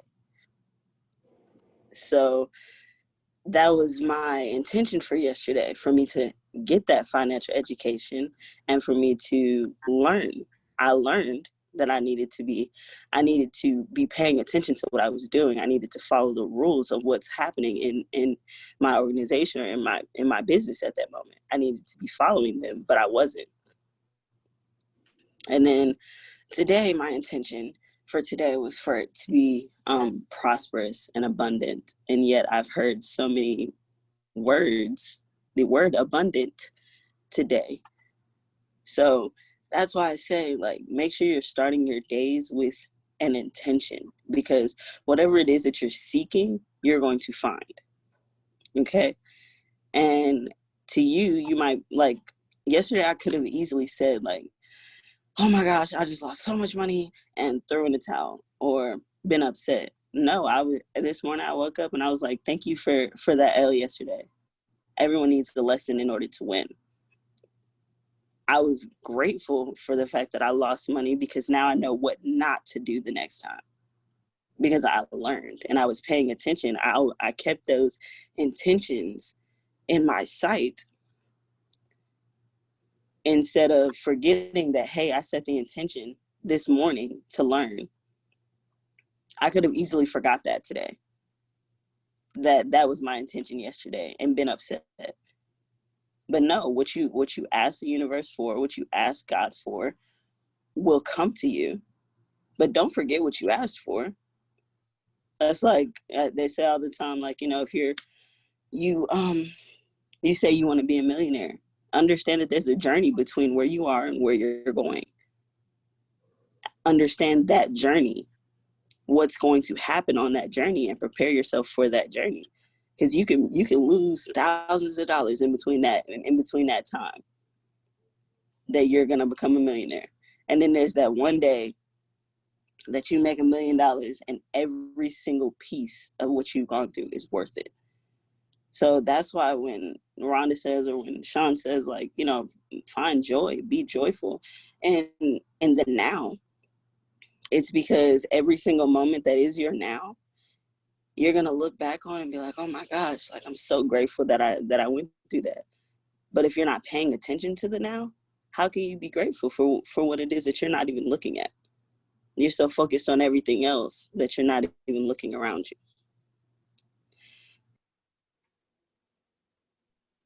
Outstanding. Good. That's That's very good. The lesson is always in the journey. It's always. The lesson is never the destination. The destination can be a moment to exhale, but the lesson is always in the journey. When God took me through a illness that should have killed me, and I walked in a pasture on a day that was the one day that my legs would actually function, and I walked and I knew I couldn't walk far or I would get back. And I put out, why am I in this? And she'll be back. And You're cutting up, Rhonda. said, oh, you, no? Can you hear me? Now we can. No. Can you hear me now? No? Yes, can hear you now. Can you hear us? Yeah. Okay. So as I was walking through the pasture and I asked God why this was happening to me, and he said, don't worry about the sickness. I'll take care of that. But the lesson is in the journey. Did that come through? Yep, lesson is in the journey. He said, I got the sickness. Okay. I'll stop. I'll get my signal better. But yeah, guys, I So just. here's the thing, Vach. Nothing fails like success. Mm-hmm. And the sooner we learn that if we try to do what we did, right? Einstein said the problems that are man-made can't be solved by the same mindset that created them. I make it a farm boy saying, and I say, what got you here can't get you out of here. So nothing fails like success. So you succeeded yesterday. You produced a result. Do that again, and it'll fail. You can't do it again. So if the sooner we realize nothing fails like success, and my success will fail for you if you try to do it my way. It can't. Right. Absolutely. I just did an Instagram live about that. IGTV video about that yesterday. That everybody's version of success is not the same. And it's crazy that in society we're brainwashed to believe that there's a shortage of success, but there's no shortage of success because success is different to every single person. Yep. That's crazy. And to the people in the chats, thank you guys for so much love. You guys don't have a place where you can find the poem just yet. But I don't know, something's telling me that I should say this. But for the past, I think, week or 2 weeks, something has been telling me that I need to start doing like my own like Zoom calls for like the spirit and like poetry and meditation. And I've been like, no, I don't want to do that. Well, I do want to do that, but like I've been, I guess, holding myself back from doing stuff like that.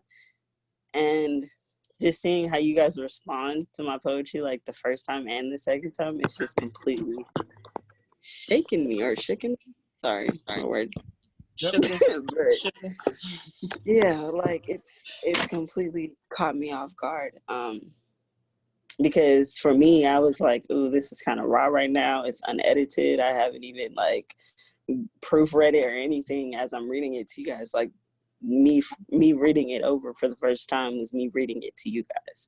So like just to get that reaction, I mean, I guess I need to stop fighting myself on doing these calls or something. I don't know.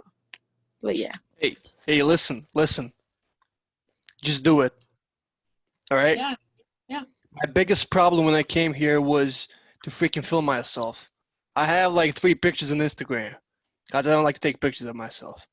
And then I talked to Sean, and he was like, well, just make a video about yourself and shoot it out and post it. And so everyone can hear your freaking story. So don't think about it, just do it. And I made my first IGT video a couple days ago, and I posted it. And the comments were like, yo, dude, this is great. So trust me, just freaking do it, post it, and that's it. Right now, I feel like freaking Gary Vee. So just post it. It's my life, dude. Yeah, and I would love to do that with you. Like I would love, because I was thinking that too. I was getting that feeling too that I should have a group. We do like a morning meditation group, a prayer group. And, I would love to do it with you or just be your listener too, if you just want to do it yourself, either way. Yeah. Well, I already hit you up on Instagram. So when you respond to me on Instagram, we can make it do what it do. Okay.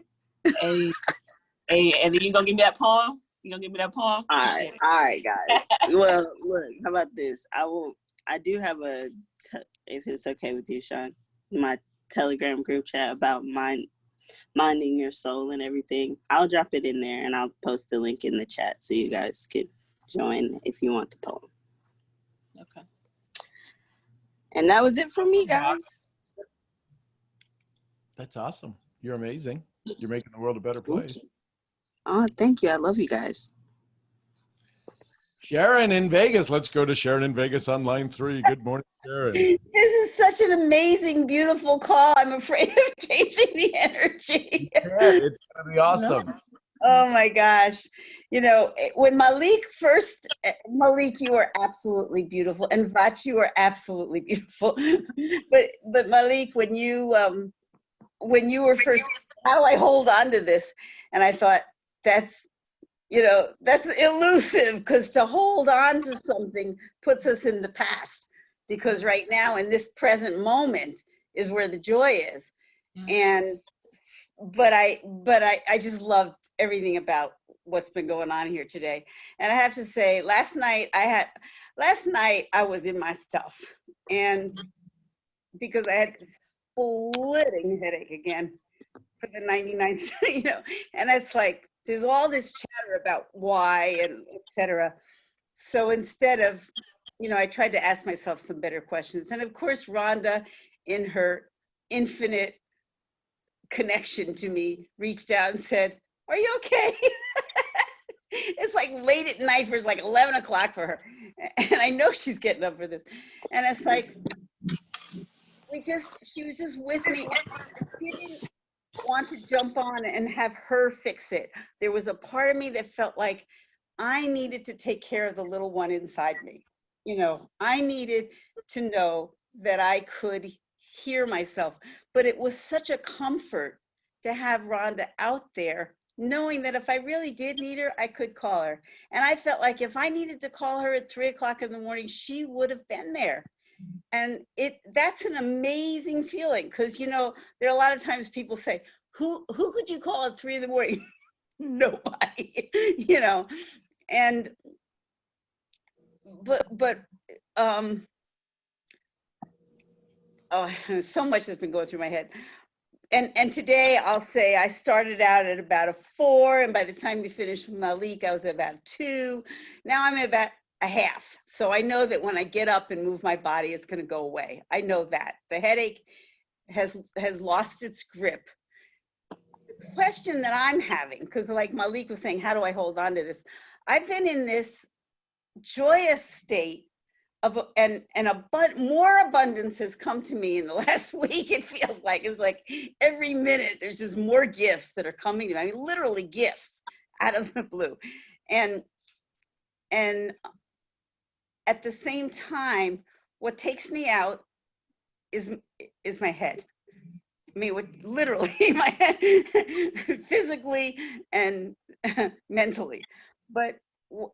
And it's like I have all of this knowledge and awareness, and at the same time, there are times when I can be completely taken down by my head. And so I was trying to look at like, okay, what did I do yesterday that got me there? Because sometimes I'll just wake up with it and I think I've been clenching my jaw all night and whatever.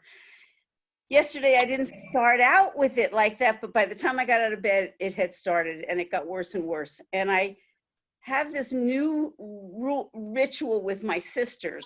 I mean, one of the gifts of the coronavirus is I haven't been with my sisters all the time, which is a challenge for me to be with them all the time. And 2 of them were doing these little morning exercises over the phone. So they asked me if I wanted to join them. So I said yes, but I'm the only one who knows how to do a 3-way call. And then we invited our 4th sister. So the 4 of us are on doing these little exercises for the last 3 days. And I suddenly feel responsible because I'm the only one who knows how to do a 3-way. And this morning I was going to have to do it again. And I wrote them at about 7:30. I said, I can't be on today. Whether I could or not, I needed to have the agency to say, no, I'm not going to do this today. But then after we did that call and after I gave out all my love yesterday and gifts, my head's still getting worse.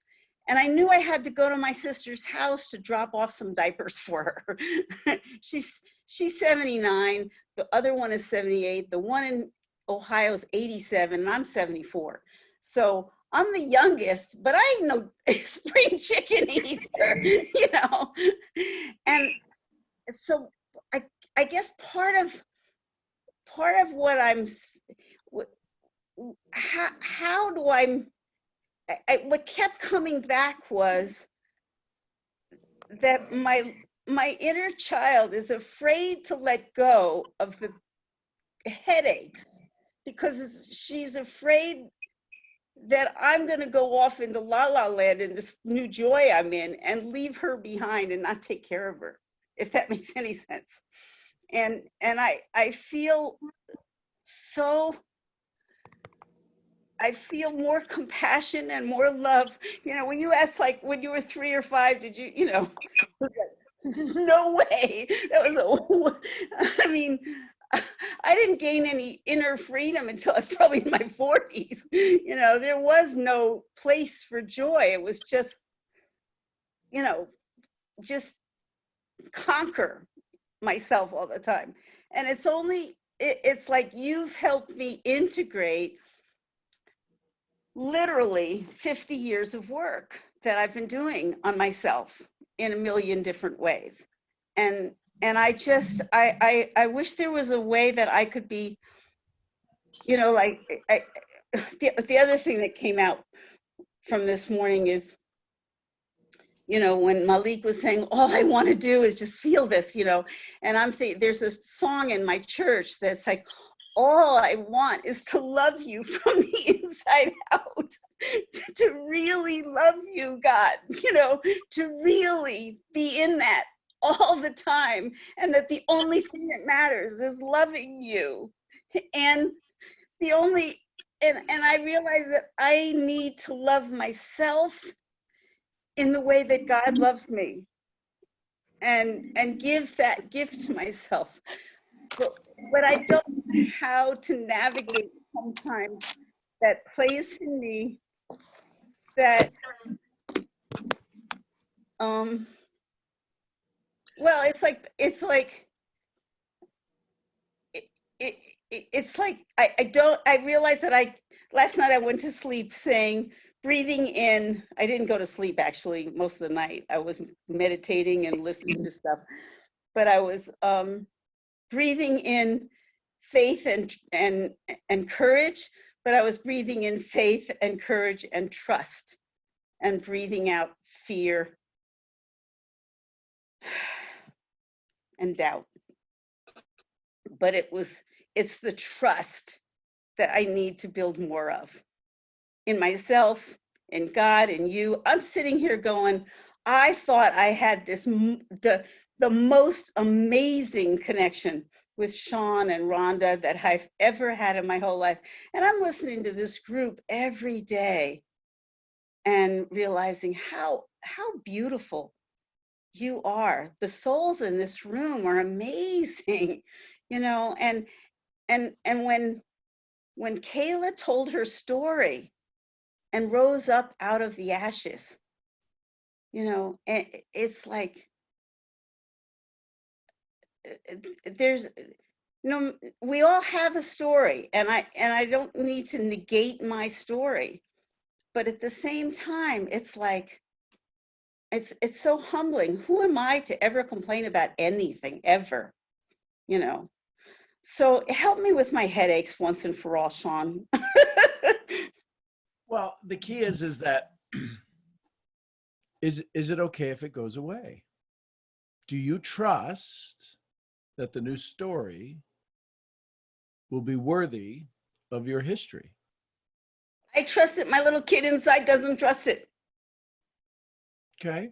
So what, can you picture yourself at that age? Can you picture which little kid it is? Do you have a visual of it? Here's the visual image that I have. I remember when I was about 4 and my baby sister was an infant, and she's crying, and my mother's asleep, drugged sleep, and I go up and I climb on a chair and pick this baby out of her crib without falling down, change her diapers with shit all over the place because I'm just a little girl. And I take her to my mother to the bed, and I'm pushing my mother up so she won't smother her and holding her up while to help Robin get fed. And then afterwards, I managed to wake mother up enough that Robin was safe, and so they were next to each other. And I sat on the staircase in front of the door, waiting for Vicky to come home to give me some food because I was hungry. And that's like the symbolic, that's the picture I have of my childhood. And so I see that little girl that I could not take care of. And I can't take care of my older sisters either now.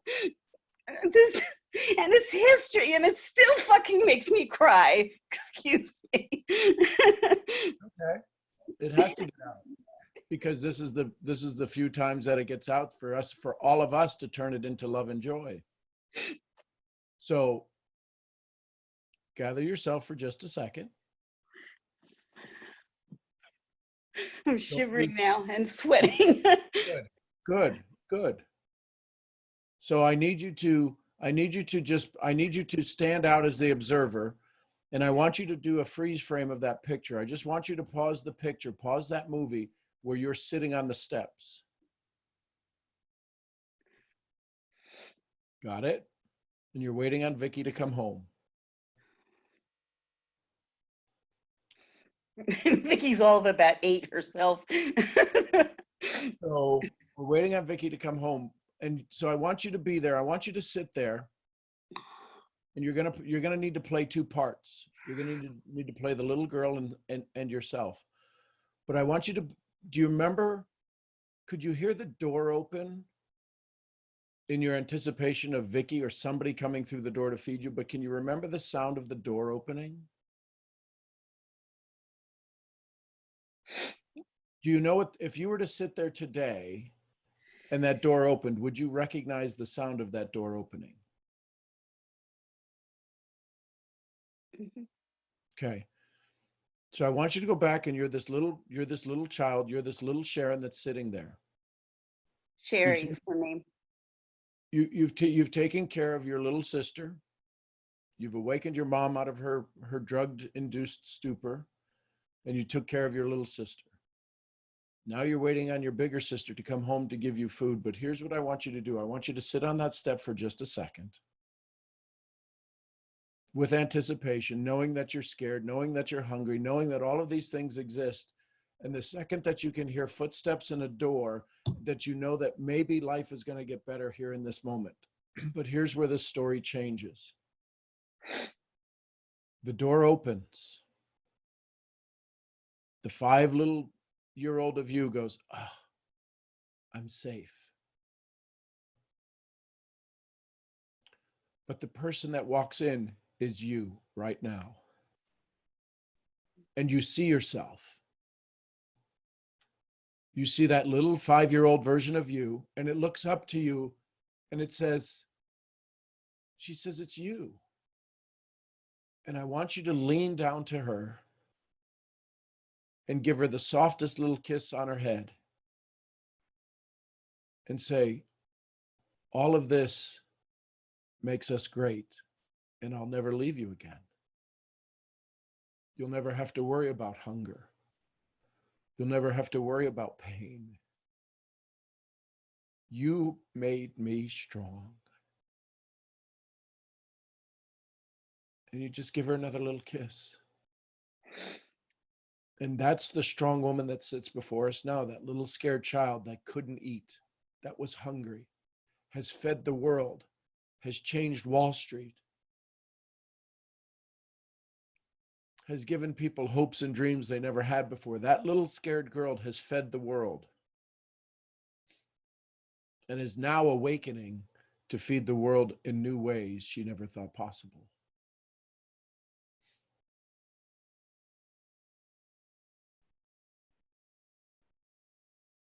And just know that you did no harm.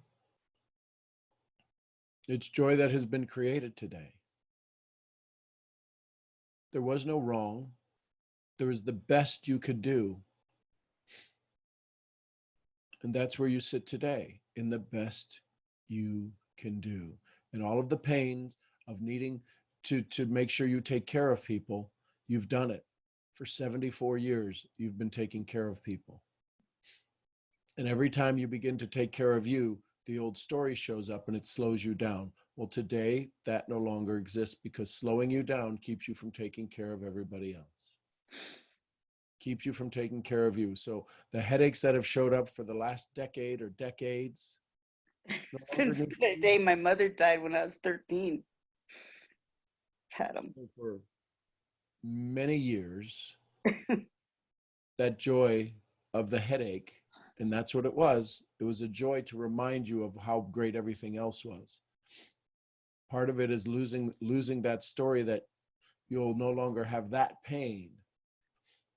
You'll now have the desire and the passion to take care of you, to change the life stories. There's girls on here, Sharon, who have lived your story. And you telling this story today, you sharing this story today will keep them from 60 years of pain, 50 years of pain. So that little girl that's sitting there on the stairs at 5 shows up today as 25-year-olds and 18-year-olds and 30-year-olds and 27-year-olds. You just got to give each one of them a kiss of hope, a kiss of faith, a kiss of, I can do this now. You just gave them all some freedom, Sharon. The freedom that you've been looking for, you just delivered that in this awakening.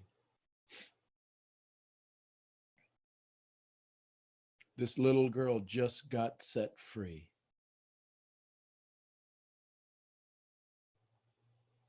Sit in that for a moment, Sharon, because that's not used. You're not used to being able to see the joy you bring to the world. That's new. This is new. You just brought so much joy. One person is all it takes. But there's a couple of dozen on here. Sharon just walked through all our doors. Wow. Enjoy that. Listen, bathe in that. You are worthy. In the worthy you're hoping other people find, it's okay for you to find it today.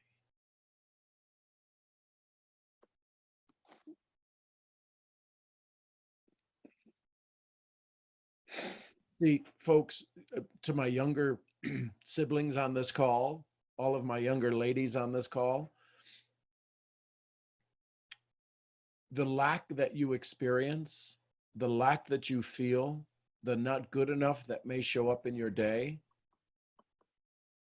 was a hell of a lot worse 70 years ago. There was no talk of love. There wasn't a community where we just met each other and we would say we love each other like we're doing on this call today. That did not exist. And when the one person you count on falls short of filling the title that they're supposed to be of mom, that leaves scars. Many of you understand that. Many of you appreciate that. I can only appreciate it from my childhood, from a boy's perspective, not from a mom's perspective, and not from a daughter's perspective. It is totally different. So if some of you have experienced that, some of you know that, please send your love, unmute, tell Sharon, thank you. Tell Sharon whatever it is you want to say on your heart. But this is somebody who's somebody who has sat with you. Sharon, thank you so much. Thank you, Sharon. We love you. You have Sharon. Love you. Love you, And Sharon. thank you for being so vulnerable and sharing. Thank you, Sharon. Love you. Thank you, Thank you, Sharon. love you, Sharon. You. not going away from Miami. Thank you. So it's neat to see when the Oracle shows up. You all remember the Matrix? The Oracle just showed up and said the orange pill or the red pill or whatever the pill colors were. That was Sharon for all of us. I wish I could get my sisters here. I They guess will. it's like, I think it's my headache that takes me out, but somehow loving my sisters is what takes me out. Loving them to do something, loving it to do it more for them than them for themselves. You've always been in this position. I've got to do it for them, not just to be there for them. So here's the thing. You just did something today you haven't been able to do in 74 years. Here's Sean, can I say something to Sharon when you're done? Please. Go back. Okay. Sharon, literally, Rhonda and Sean taught me this a couple of weeks ago. Not in exact words, but it kind of resonated with me about my mom and similar situations. You said in the beginning when you started talking that how can I be in a state of, just remaining in God's love, like in that emotion, like all the time. When you're in that feeling of God's love, imagine yourself in the rain. Like, and the rain is God's love. Imagine yourself in the rain. Hold on. Somebody's got some noise here. Let me see if I can mute it. Go ahead. Imagine yourself in the rain. And when you're in the rain, imagine that rain being God's love on you.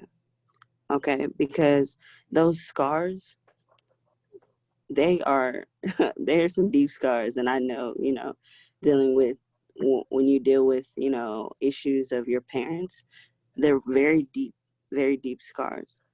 But if you allow God's love to reign on those scars, at first, yeah, it'll sting a little, but you want to embrace what it is that you're feeling. You want to embrace all of it. Because the more that you allow yourself to embrace that feeling, the more you will end up coming out of it. If you feel it at 100% right now, then, let's say that the limit is 100%.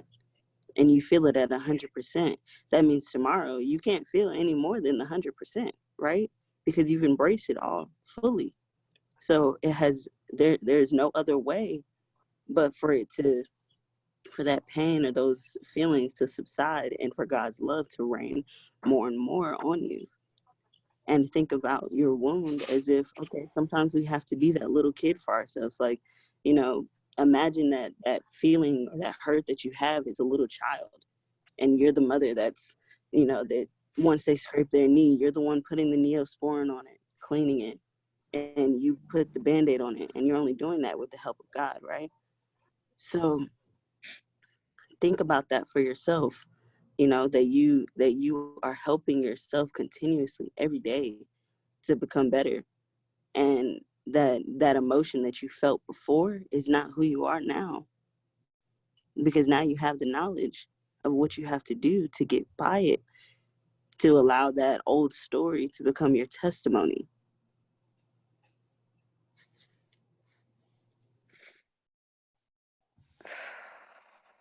Thank you. Thank you so much. Thank you all so much. And I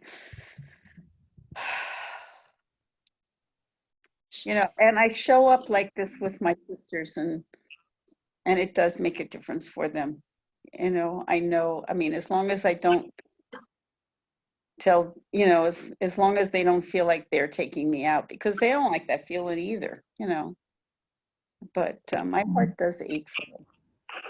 Sharon. Yeah. Can you hear me okay? Yes. So I'll tell you, like I tell everybody else about Sean or myself, you're nobody's savior. I know. You're not your sister's savior. Okay. Sean's not our savior. I'm not your savior. You're not your husband, wife, kid, sister, mother, brother. You're not their savior. So when you take on that role, the reason you get a headache is because that's not your role. You don't have to have that role.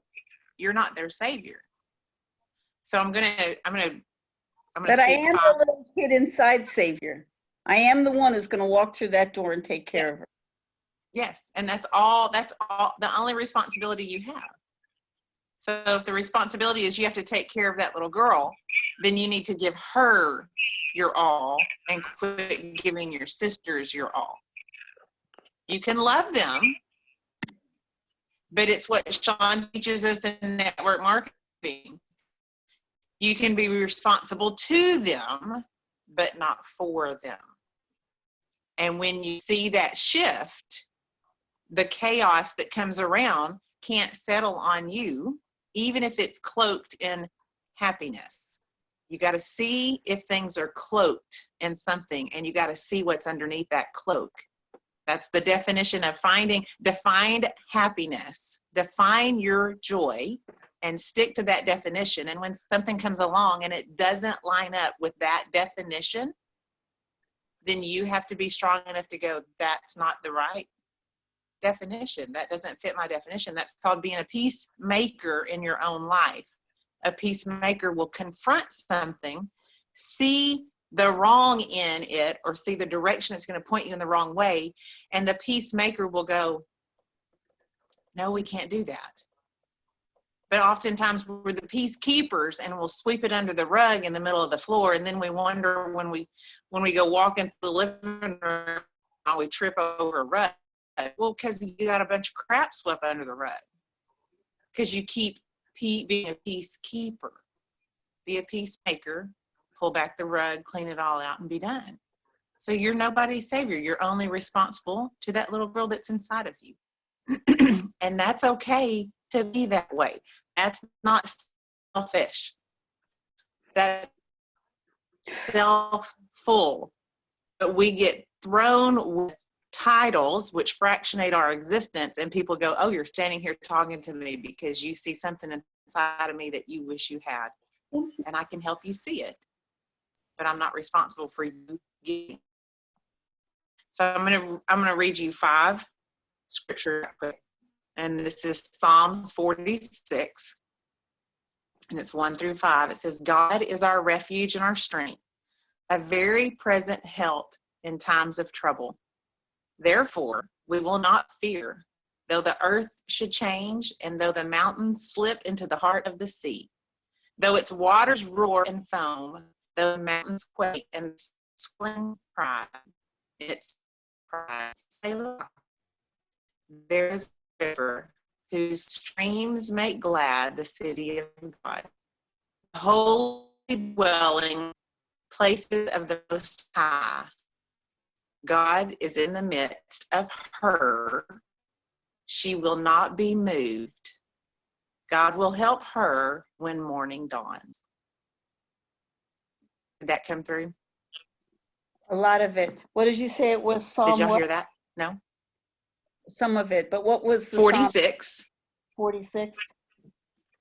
Can I say something, Mm-hmm. Rhonda? 1 through 5. 1 through 5. I'll put it in the chat. Delia, yes, but there's one other piece that's coming up for me now. Maybe. Okay. But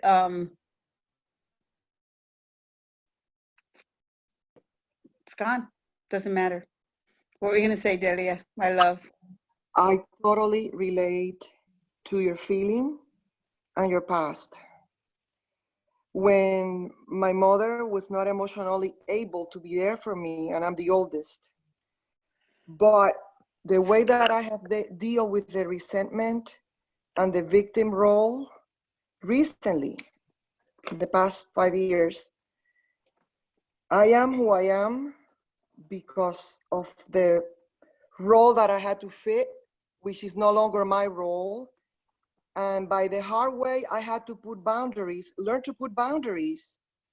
So every time that I think about the stuff that made me resentful or scared, because a 4-year-old carrying a baby can make a person scared. Embrace it.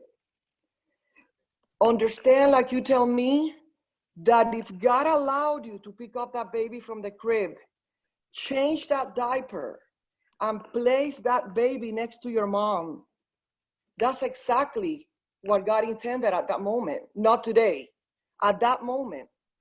And that your mom, with her disease, did the best that she could at that time. Because we tend to rebel, and I'm the rebellious in the three of us, my sisters and I, because I wanted my mother to be totally stable. I wanted her to be stable, especially after I got in networking, because I was getting the other perspective that I could accept life as it comes and be joyous. And when she couldn't accept that, I would want to fix her. So when I look back at the stuff that I went through, and for example, I went through a physical attack at the age of 12. I was coming from the embassy where I used to learn English, and two boys attacked me. And the fact that my mom dealt with the situation the way that she did by minimizing the event, not taking me to a psychologist, telling me that I was okay after she checked me physically, that it was just a kiss and a kick on the leg, thank God. But emotionally, it did a number on me because I was very afraid of men. So every time that I thought about the event, and the event did not replay in my head until I was 45 years old, and this happened at 12. Every time I replayed the event, I would be angry that things did not go the way that I see them now, or that I saw them then, until I made peace with that. And I said, you know what? I cannot change the past. I cannot change that I'm giving. I love myself with all my faults, giving, giving, giving. And if God wants me to receive, receive, receive, that's exactly what I have to focus on and put boundaries. And it happened this morning. My baby sister called. She doesn't text me, even though I say, honey, text me, so you don't interrupt my calls. I have to text her. I have to abide by her times. Is her life more important than mine? Because she has a 14-year-old and a 10-year-old. Where was I when my kids were that age? Always giving to everybody. Do I expect her to do the same? No, she's the youngest one. It's a different dynamics. She always received. The marriage was in a different place when my sister was born. So what I want to say is that with all my faults, with all the sorrows, with all the trauma, I embrace that little girl in me. And I'm still growing because I get so doubtful when I prospect, and you are an ace at it. I want to learn from you. I want to learn from you, because it's like, I was saying, no, no, no, I'm not good for this. And you kept coming back, and Larry kept saying, that woman cares about you. You should go and work with that woman. And I kept saying, Larry, I trust you, but I don't trust her. And because I trust Larry's judgment, I joined the other company. And then our friendship grew. Imagine if I would have been alone, using my blocked judgment, that Sharon is out to get me. I wouldn't be on this call with Sharon. I am so grateful. I know that you have, you know, it's like when Sean did the exercise for the pain, that pain is coming up and it's actually a blessing. See the pain as a blessing and say what Sean says. I love this pain. Because the minute that you say, I love this pain, you're letting the resistance go and the pain is going to leave. It's just memory in your body. I love you. Thank you, Delia. Love you too. Y'all have So- done so much for so many. Go ahead. Somebody saying something? It was just me. Oh, So- hey, there you So the other thing that comes up is, by the way, my mother's drugs were all, legal, given to her by doctors. She, I mean, I come from this little middle class family. Come on. But I would like always be hyper vigilant for what kind of state she was in that moment, but also what I did that got prized or smiles or anything positive. And then I try to repeat that. And the next day I might get slapped across the face for exactly the same thing. So the world has always felt very unstable and unsafe, and that it can be ripped out from under me in any moment. And one of the things that I've been learning in this last month being around you guys is I create my own stability, and God is my source. Sean's not my source. Rhonda's not my source. God is my source. And my job is to be aware, to be conscious, to trust that connection. And even though I feel like a newborn baby in my relationship with Jesus, it doesn't matter. Jesus is going to love me no matter how old I am, no matter how competent I am, no matter how incompetent I am. He's just, the more I'm hurting, the more Jesus is going to love me and be there for me. And there will come a time, possibly, that I reach out to Rhonda and Sean and they can't be there for me. Oh, well, that doesn't change what I have this moment. And it doesn't change my capacity. It's the same with my former mentor, who loved me the best he could and took me from the bottom of the bottom after like umpteen years of not quite getting what I was trying to get in network marketing, and raised my self-esteem enough that I could come here. And it's not his job to have saved me. It's not his job to have made me $1 million. I know that. It's not yours either, but I will. But anyway, I just wanted to claim that, because consciousness is everything. You know, it's not that I'll never, ever go down a rabbit hole, that I'll never, ever get another headache, or that I'll always be perfect with my sisters. But the more I can be present in this moment, I can choose joy. In this moment, I can be kind to myself. And headache or not, I can still be kind to myself. Even yesterday when I had that headache all day long, I was kinder to myself than I usually am. I just was confused by it, frankly, because I've been in such a joyous state. And so, you know, I was feeling like, okay, this is that part of me that's saying, don't relax. If you relax, the world is going to come to an end. People die, which is what happened. Robin died. My mother died. You know, my grandmother died. They all died, you know, together. And at different times. So, but that's history. It's not today. It does not have to run me anymore. It's the story. So. Outstanding. I love it. That's amazing. Michelle Davis, you got your hand up. Yes, hang on, I'll turn on my camera. I need help, and I understand that it's getting late and if people have to go, I completely understand. But I need help, because in March, it's kind of like a day, you know, you never forget, when Brittany had revealed all the problems with her mom, and then I had immediately identified mine, which I didn't know that was like an issue with me, as impactful as it was. And I felt in March that I went through all the feelings and released it. And now today I realize that was the day I just identified it. And getting through it, you know, when Sharon was talking about, well, whoever, I can't even focus. But someone said to feel the pain at 100%. And it hit me because I had never felt the pain since I had identified it. And I thought I did. So at what point, how do you get to that 100% sooner than later?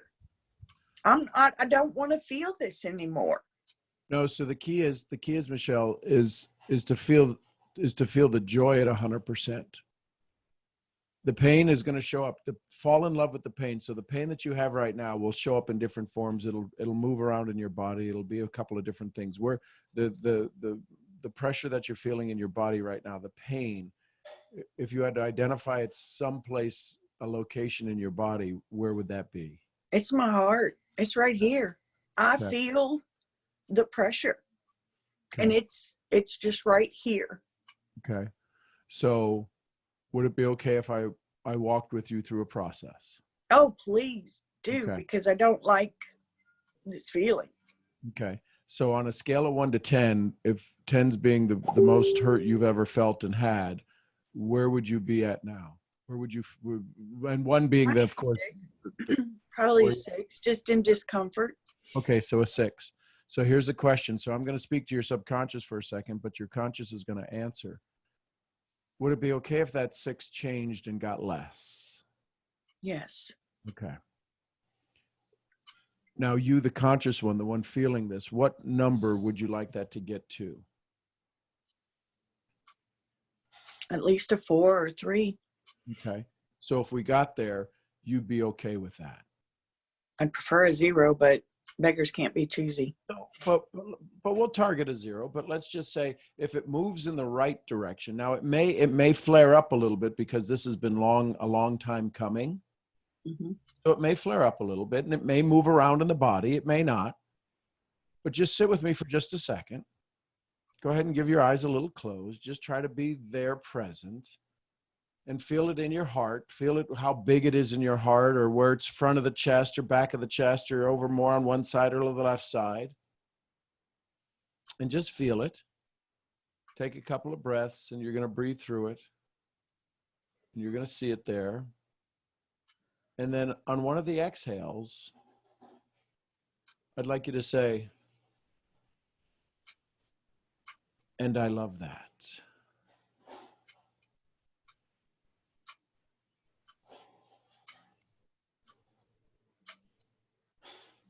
So on one of the exhales, go ahead and say it out loud. I love that. So you hear that. So, and you love the pain, because here's the thing, just like anytime a child scraped its knee, everybody said, Mama, can you fix it? And we gave it a kiss, and all of a sudden it instantly healed, and the scar didn't go away. The scrape didn't go away. But in love, most things can't stay hurtful. They can still be there. So take a bigger breath than normal in, and just let it out, and do a scan again on the body. Do a scan in that area.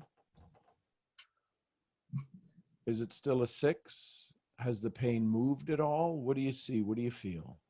It's changed. It's like you can feel the heart just pump.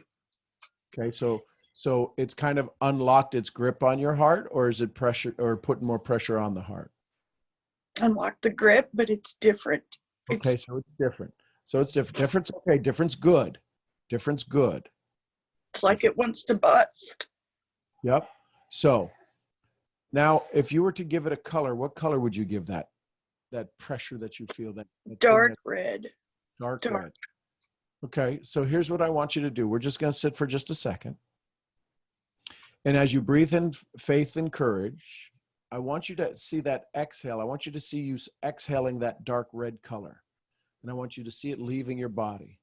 And just breathe in faith and courage and love and trust and all of the positive words we know. And then when you exhale, just see that red color that you saw in your heart area. Just see yourself breathing that out. When you breathe it out, it'll come to me, and it'll turn into faith and joy, and it'll turn into love and light, and it won't ever hurt the world. It's not going to leave a pressure anywhere. So just take a little bit bigger than average breath in and a little bit more than exhale out.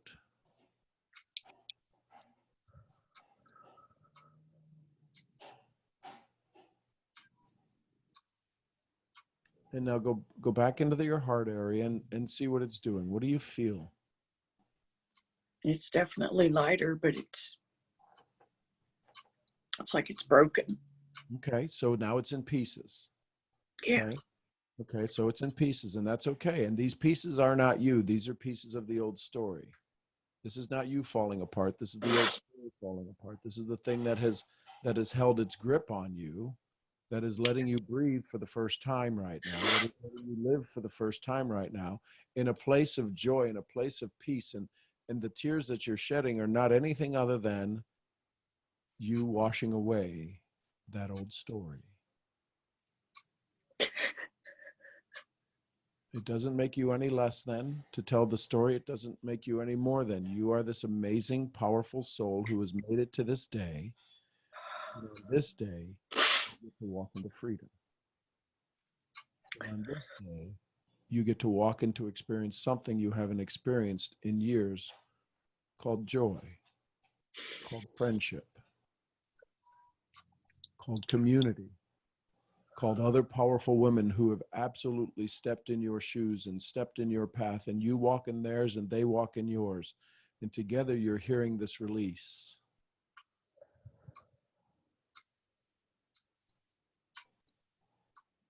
So when you want to pick up things off the floor, when you want to pick up like a glass that's broken, do you have a dust buster? Do you have a little broom and a dustpan? What would you do if a glass broke on your floor this morning? What would you use to pick it up with? A dustpan, a little broom. So I want you to picture miniaturizing that. And we're going to go inside. And we're going to start scooting around inside your body and sweeping all of those little pieces of shards, all of those pieces of this broken story, all of those deep red pieces into the dustpan. Can you see yourself doing that? You're doing that. Yeah. And you're picking all of these things up. How does the dustpan feel? Does it feel like heavier than it should? Does it feel like these pieces have some weight to it? Yeah. So now you're going to sweep these pieces up, and the dustpan's getting heavier, but you have the strength to carry it. You have the strength to carry it. So just go around inside that area and just go ahead and do some cleanup, right? Clean up on aisle 2, clean up on aisle 2. You're going to go around and sweep all that stuff up. And let me know when you think you have it all picked up, and then we'll do something with it.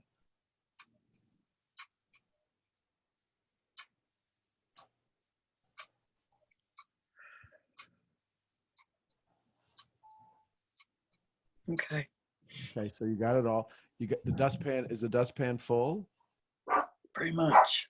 Okay, the dustpan is full. So now what we're going to do is when you want to really get rid of something, do you ever put something in a bag, right? Because you just didn't want it to, right? So take that dustpan and do whatever you would want to do when you want to throw it away. But we're not going to throw it away. We're going to do something with it. But put it in a bag, or however you would do that. Let me know when you got that done. Okay. Now, we're going to picture, do you have a flower pot that you like, that's a special flower pot that you have somewhere in the house that you know what it is? I'm hearing it, I'm seeing it, but I don't. Okay, so you know the flower pot I'm talking about. So you're going to take that, and this is going, what do you grow in that flower pot? Is there anything particular? Right now, there's nothing. It's funny, I just took a plant out of it last week.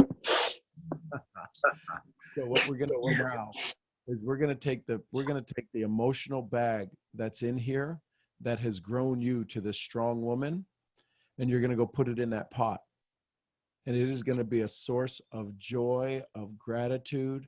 The plant that you put back into this new pot you're going to see it grow like it's never grown before. You're going to see it have leaves darker green than it's ever have. If it's variegated, it's going to have this variegation that's absolutely amazing.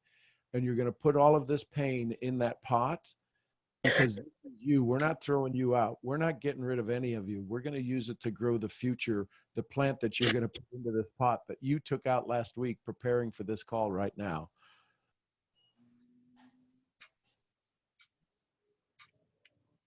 It's okay. It hurts. It hurts when all of you, the feeling that you have when you've sat on your leg for too long and you're the pain, pins and needles and that pain. Y'all throw some love towards Michelle. Just type it in the chat. Send her some hearts, send her some love, send it to her, and touch your screen if you want to touch it. But just send her some love.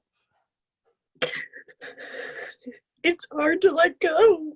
It is. I got you, but I got you. I got you. We all have you. You're in his hands. We got you. What's hard to let go is the fact that you're not sure who's going to be there to catch you. Well, there's this beautiful woman with blonde hair and a pink shirt on right now that can catch you and has caught you for the last decades. It's okay to have the new story.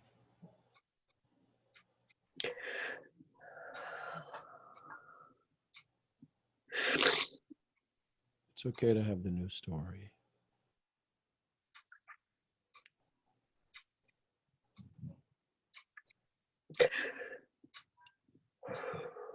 I'm going to read some of the comments. Michelle, you deserve all the love in God's arms. Enfold you and keep you. I love you.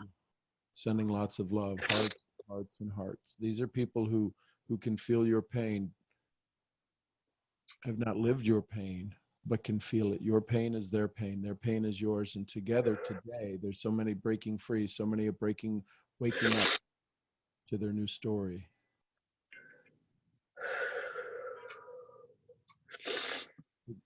Couple of big breaths in, just relax.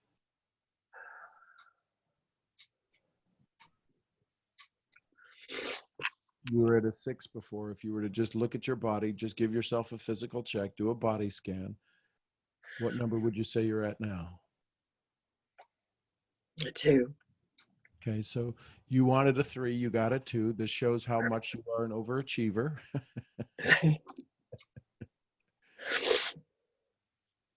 So, is it okay if we sit at a 2 for just a moment? Yeah. Yeah. Okay, so we'll sit at a 2 for just a moment. Go back in and check your heart area. Is any of that red still around? Has the pain moved into your body anyplace else? Does it feel like it's you're not even sure because you just rolled down the windows doing 90 miles an hour and everything's going the hell around inside the car? It's like, what? Yeah. Yeah. So I've got an H2. I've got a Hummer that I take the dogs and we go out running to the park every now and then. But when they get so excited, they shed, their hair fall. I don't know, but every now and then I'll roll down all the windows and it literally looks like I could film a tornado movie in there with all the hair blowing around. You gotta drive with your mouth shut, right? And that's where you're at right now. All of this stuff is being freed up, and all of this stuff is just it's a freedom. And you've not been here before, but you have been here before. Yeah. Because this is the you that's existed. We didn't create a new you. We didn't manifest anything outside of you. This is just a release of you.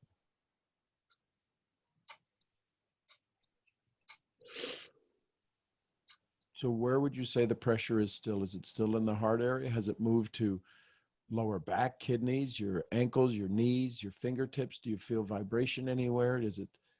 Where do you feel it? It's still in the heart, but it's different. Okay, so different is good. Like it's fresh and new and yeah, it's the pins and needles. It's the awakening. So sit quietly with yourself and just say to yourself, however long this has been, you know how long this has been, how long you've become aware of it, and realize, listen to the power, listen to the words that I'll share with you, listen to the power that you have. In a little 5-minute, 8-minute exercise, you released it. All I did was guide you. All I did was point you to the doors. I was your Uber driver. You said, get me the heck out of here and take this stuff with you. And you did that. All I did was follow your instructions. You gave me all of this to teach you, all of this to awaken you, all of this to remind you that this was not yours to hold on to.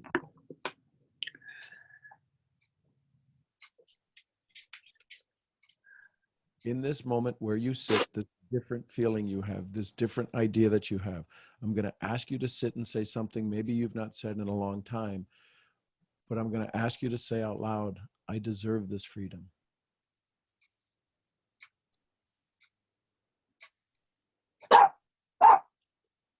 I deserve this freedom. Yes, you do. And your puppy is confirming that.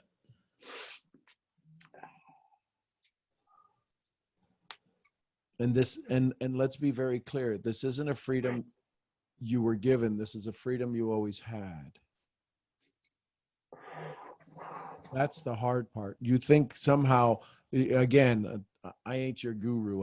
I ain't your say. This is a freedom you've always had. You've just decided in a safe, in a room of safe people, in a community of people where you were seeing these breakthroughs happen right in front of you, woman after woman after woman. And you're saying, when's it my time? Well, it's your time. 11:06 on May 2nd is your time. And from this day forward, your life will never be the same. It'll get better. It'll be the you want it to be.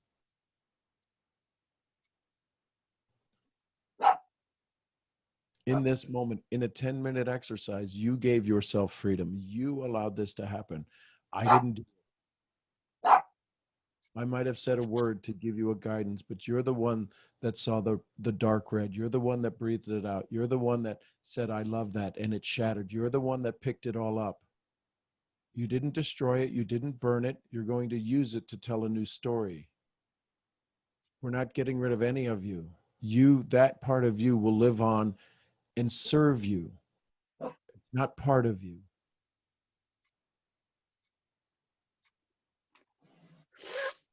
It'll grow into beautiful flowers. Exactly.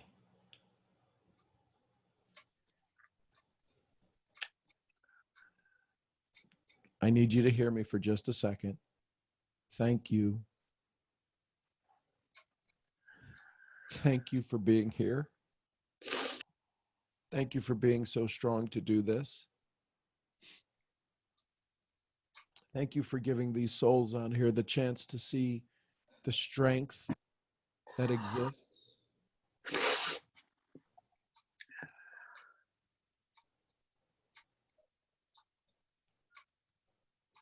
Love will show up in so many new ways today. It's not easy, Mm-mm. but yet it's easier than feeling what I felt when I spoke up. The courage it takes to raise your hand, ladies, guys, the courage it takes for any of us to raise our hand. But see, do you know why? Do you understand? This just hit me, Holy Spirit. Thank you very much. Do you know why we raise our hand and not lower our hand? We raise our hand so we can get closer to Him. Reach up for help. We don't put our hand down. When we reach up for help, it makes us vulnerable. It shows our palms. And what you did today was just this graciousness of courage, this seductiveness of being real. There's never been a moment that you have been more beautiful than the last 10 minutes. The pain is real. I mean, you can't deny it. You can't escape it. And to use one of Jim Rohn's favorite words, until you decide to use it for more. Y'all get what's happening here? Y'all realize what you're doing for each other? I can't even begin to imagine. Yeah, because was it Malik that started all this off talking this morning? Yeah, well, and you all were feeling her joy and happiness, and I wasn't. And I knew something was wrong because normally I can feel that energy. And I didn't know why. I mean, I couldn't figure out what it was. And then until Sharon spoke, and then once Sharon started talking, I was able to identify my hurt, my pain, I guess. And then from that point on, I didn't even hear half of what she said. And so this is what happens. This is the power of this community, is that we can get lost in their stories until we get lost in ours. And once we get lost in our story, that's when we need a way out. Yeah. Michelle, thank you. Thank you. And thank everyone that prayed for me during that moment, because it was felt. Sean, Yes, my love. if y'all can hear me, is there anyone on here, because I know we're so diverse, that speaks Hebrew by chance? Okay. I don't know the name. I'd have to go look it up in my notes. I don't know the name of the letter, but there's a letter in Hebrew that when you write it, it has two, it looks like a Y kind of going up with two things going up like this. And oftentimes it's used whenever they talk about praising God. And it looks like a person with two hands going up like this. And it's symbolic of, it might be Adonai. And when it's written, that's what it looks like. And then when you cross-reference that with when you have a little kid around and a little one, like 2 or 3, maybe 4, but usually about a 2-year-old, and they need something and they need you to get it for them, what do they do to you? They say, pick me up, pick me up, pick me up. And they sit there and they look at you. And their only time they can get what they need is they do this to you. When you do this, when you sit in your chair or on your knees or however you want to do it, and you raise your hands up, that's you going to God, I can't do it. I can only get it from you. So every one of us, and Michelle, when you have those moments, a lot of times you'll see us, we'll do this and we'll cry and we'll cover our face and we'll curl in. Open your heart center. Open your heart center. Lift up. Sit in that moment and just, God, I need you. I need you. And he'll begin to tell you the things, and he'll begin to show you things like Malik, and he'll begin to rush in, Michelle, and take all that away and lift you up. And then as y'all were doing all this, you see Beamish has come in and sat on Sean's lap. Michelle's dog was barking, going, yes, yes. Dogs see things in the spiritual realm that we don't see. Yeah. And that dog is going, yes, yes. The whole time y'all have had this breakthrough, I'm in a closed off room, but I have French doors, glass doors. And every time one of y'all would start crying, my daughter, my 8-year-old would run to me and she'd go, what's going on, Mom? My husband, and y'all know that's crazy. My husband would come to the door and look in the door and go, you okay? I'd be like, yeah, I'm good. Do you notice what's around you? Open your heart center and just lift your hands up and go, God, here I am. And Michelle, the things that are rushing to you will show you instantly it's not what had to come to you, it's what gets to come to you. You get to go closer and closer to God, but it's the freedom that's already inside you. And he gets to pick you up and swing you around like you do a little kid and go, see, you're good. You're good. I'll look up that letter in Hebrew and I'll let you know.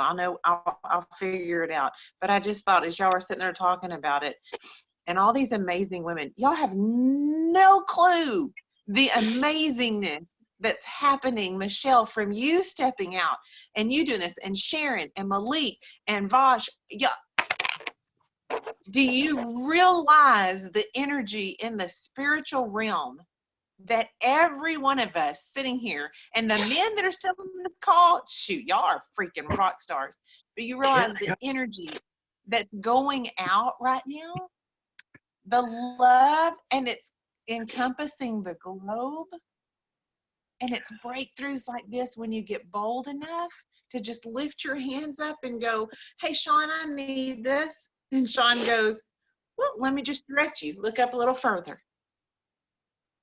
And that's so beautiful. And every one of you take it and wait for someone around you today to go, I need more. And you go, oh, well, let me show you what I learned. It's like I see getting you. above the I see you, clouds. Gina. It's like getting above the clouds with Malik. No clouds are going to cover her. But that's how I feel now, is that I'm above the clouds where the sunshine is, and all the clouds are below. That's right, girl. That's like right. What I and Malik. visualize. Yeah. If Malik is still on here, I can't move my phone because of the signal. But Malik, if you're still on here, yeah, I'm here. Look at what you created. It's the domino effect, the butterfly effect. Wow. Look, you just went, and flapped your wings one time. And look at these women. Look at the power. And the men that are still here listening, they're listening for a reason. They might not talk up right now, but they're listening. Yeah. And I Vosh, just that's let another God, point. I reach my hands because I know God is good. That's the only thing I know. I just know. I don't know why. I don't know how. I just know God is good. And God, because I know that, God speaks. He speaks and he tells me to do stuff. And I just ask for $100. And he's like, okay, cool. All right, I'm going to bless you. Okay, cool. I'm going to give you a community. I'm going to give you love. I'm going to give you healing. I'm going to give you anything you want. I was like, okay, cool. Thanks. Appreciate it, God. That's it. The value of that value. I just appreciate your, thank you so much for your explanations and the reaching of the hands and these visuals and the rain that, you know, of God's love, like all these visuals, all these things, all these tokens should just remind myself of the thing that I know, that God is good all the time. That's right. And all the time, God is good. Hey. Hey. And you cannot put a price on that $100 that you asked for. It's priceless. So Michelle, let's do a quick body scan. How are you, scale of 1 to 10? Probably still at well, I'm leaning more towards a 1. You did all that. You did all. 1 is the memory. That's all it is now. 1 is the memory. 1 is the letting go. 1 is the, if I let this go, what am I going to replace it with? Love and joy. The fact that you inspired generations.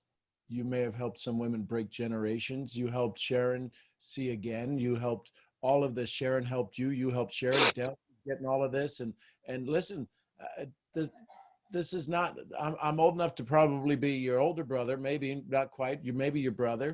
But my point is that we're old enough to be, we're at an age to where this stuff, we didn't have these things these kids are having today.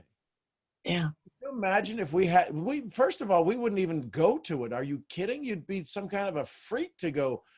Listen, they used to arrest people back in the 1600s when they said, man, I heard this voice in my head. They go, you got voices in your head? Let's drill it out. Yeah. So thank you for being courageous enough to step into that, to go from a 6 of pain, and your 6 is probably most other people's 15. Yeah. So thank you for that. Well, thank you guys. I mean, I can't thank you enough to hold this for at least 50 years. I'm 52. So to hold this that long it's hard. And it's really hard.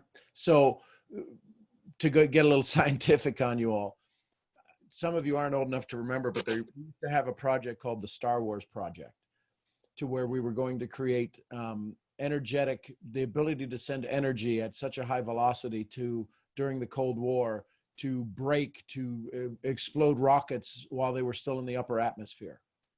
And I worked on the Star Wars Project with specialty coatings and a variety of things. Yes, sometimes this farm boy from Ohio has some unique backgrounds, but here's the equivalent of it. Picture 100 20-ton dump trucks, 100 20-ton dump trucks moving at 100 miles an hour, and then stopping them within a third of a second, what all of that energy would do. That's what we were creating, to be able to instantly convert all of that.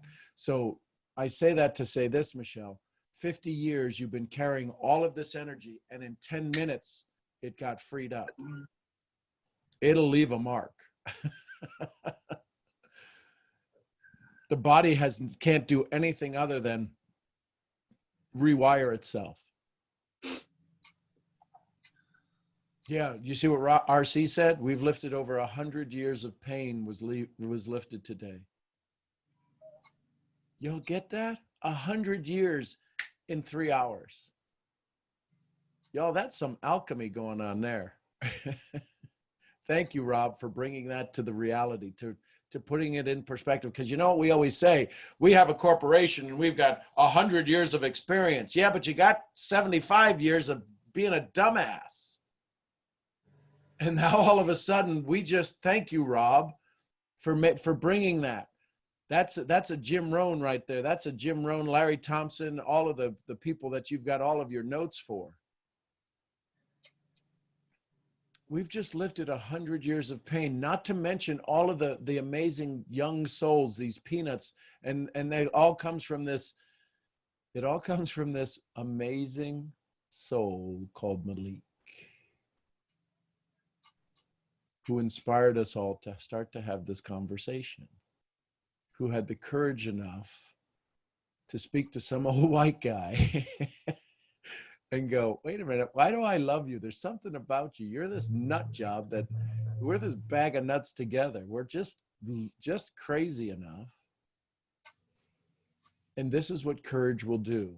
Courage comes, if you break down the word courage, it comes from rage. Together, you and I rage against the unwanted.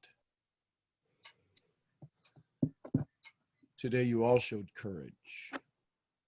Today, we raged against a common enemy called fear and doubt. Dakaya, you got your hand up. Good morning. Good morning. I don't have a question anymore. I feel like I got the answers that I needed for today and the strength that I needed to get through the day. And I appreciate everyone just for the love today. I needed it from yesterday, and I don't really have anything to share Okay. Well, we're glad we got to hear your smile. Definitely will tomorrow.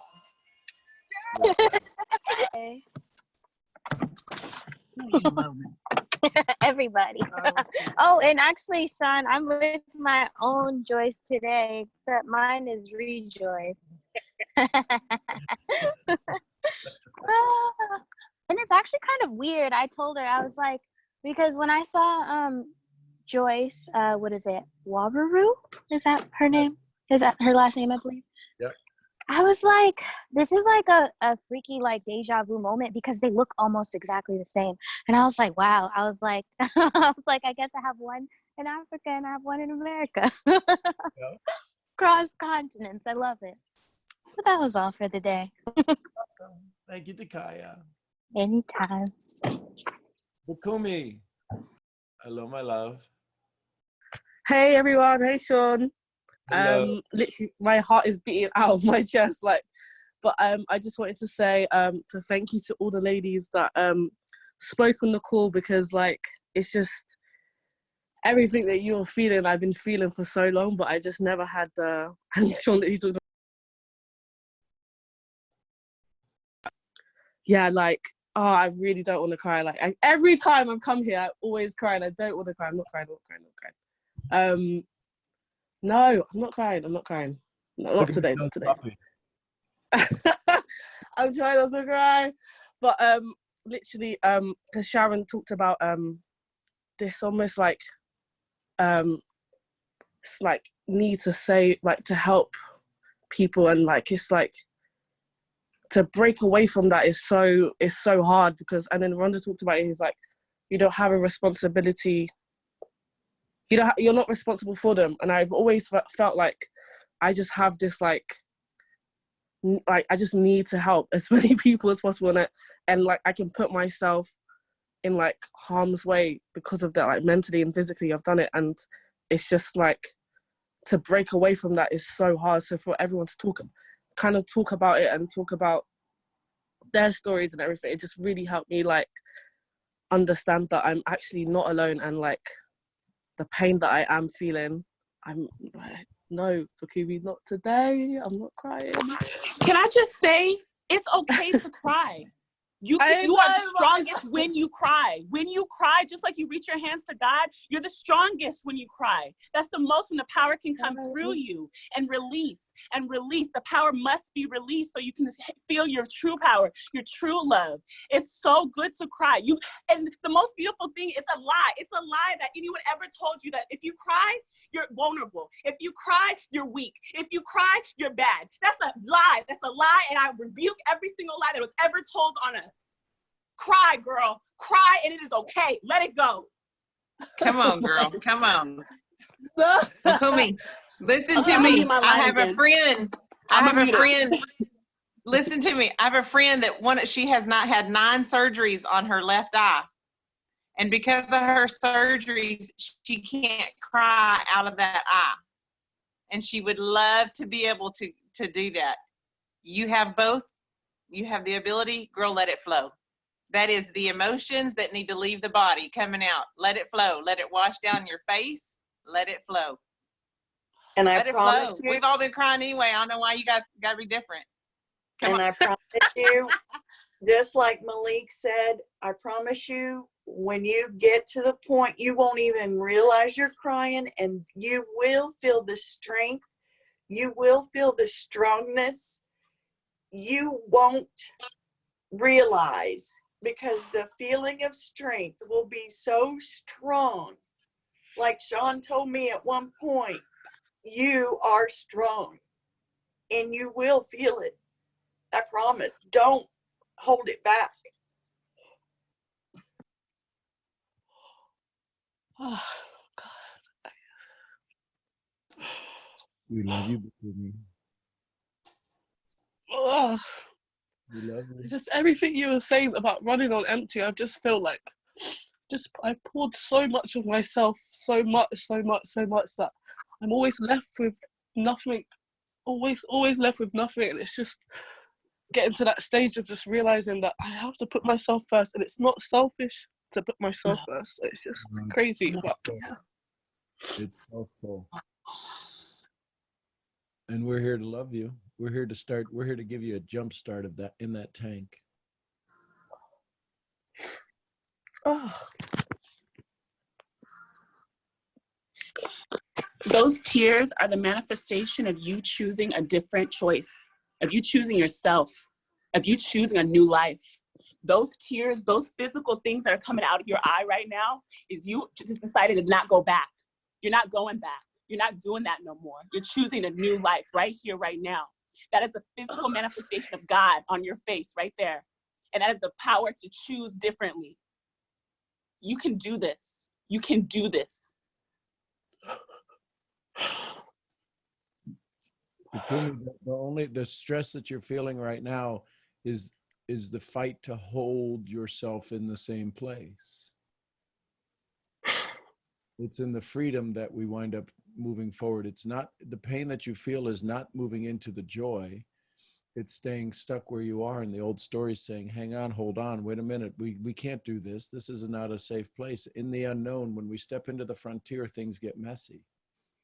But in the frontier, we have an awakening. In the frontier, you're going to listen. If you listen quietly, and if you listen carefully, you'll hear all of us calling you. We're always calling you from the frontier. Ain't one of us got our stuff in order.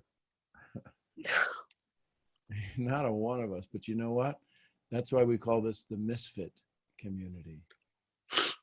We don't fit in out there, but together in here, we fit together just perfectly.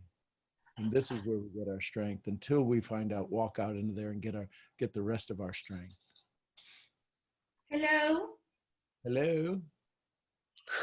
Hello.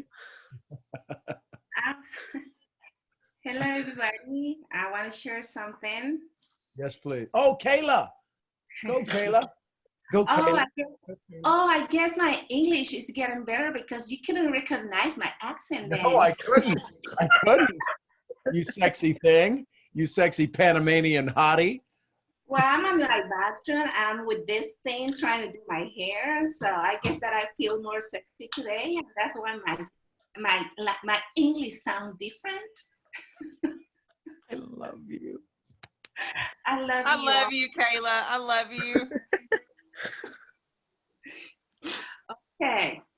I only got this tip on top, nothing on the bottom. So I know you didn't have to know that, but just in case I move my camera without knowing, everybody start to move your hands, right? Okay? So thank you. I want to share something here. Oh, amazing. I guess I make everybody laugh. And it's true, laugh totally changed our life. So it wasn't me. I mean, something moved me to just open my camera and say this. And Bukumi, right? Is that your name? Yeah. Okay. Hi, hello. Hi. And I didn't think I was going to say something today, right? But we just open our mouth when time is right, and when we just feel to say something, right? And I just hear saying cry, okay? And I want to share a little bit of my story here about crying. I never talk about this. I like Sean say, every time she says something, it's a different part of her story, right? And it's true. I mean, it's always one story, but our story has so many parts that we can't share all of them in one time, right?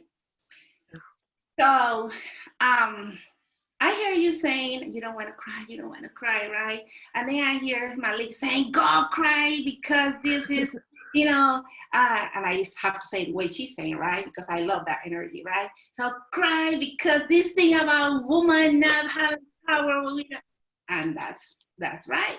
We have more power. And I didn't know that, right? And why I didn't know that? Because, okay, I'm not going to say my story right now, but I'm going to share a little bit of this. And I was raped when I was 4 years old from my father and my stepfather. And I was raped from 4 years old all the way to 14 years old. And I was having active sex with both of them. Didn't know that was wrong, that was right. I didn't know, right? But when I started finding out that things wasn't right, and I didn't have the power to stop what was going on, I started to have the feeling of crying. Before I didn't have the feeling of crying because I didn't know that was wrong, right? But when I started to know that something was wrong and that life wasn't that way, right? I've had that feeling of crying. But I keep hearing that phrase, if you cry, you weak, right? I keep hearing that growing up. So I said, if I cry, nobody will know that something is going on. And I was scared that both of them killed my mom, right? So I didn't want my mom to know anything so I decided to not cry. It's amazing how I got so strong, right? About saying, okay, I know it. Yeah, everybody can see me. So I said like this, so strong, because that was a totally lie.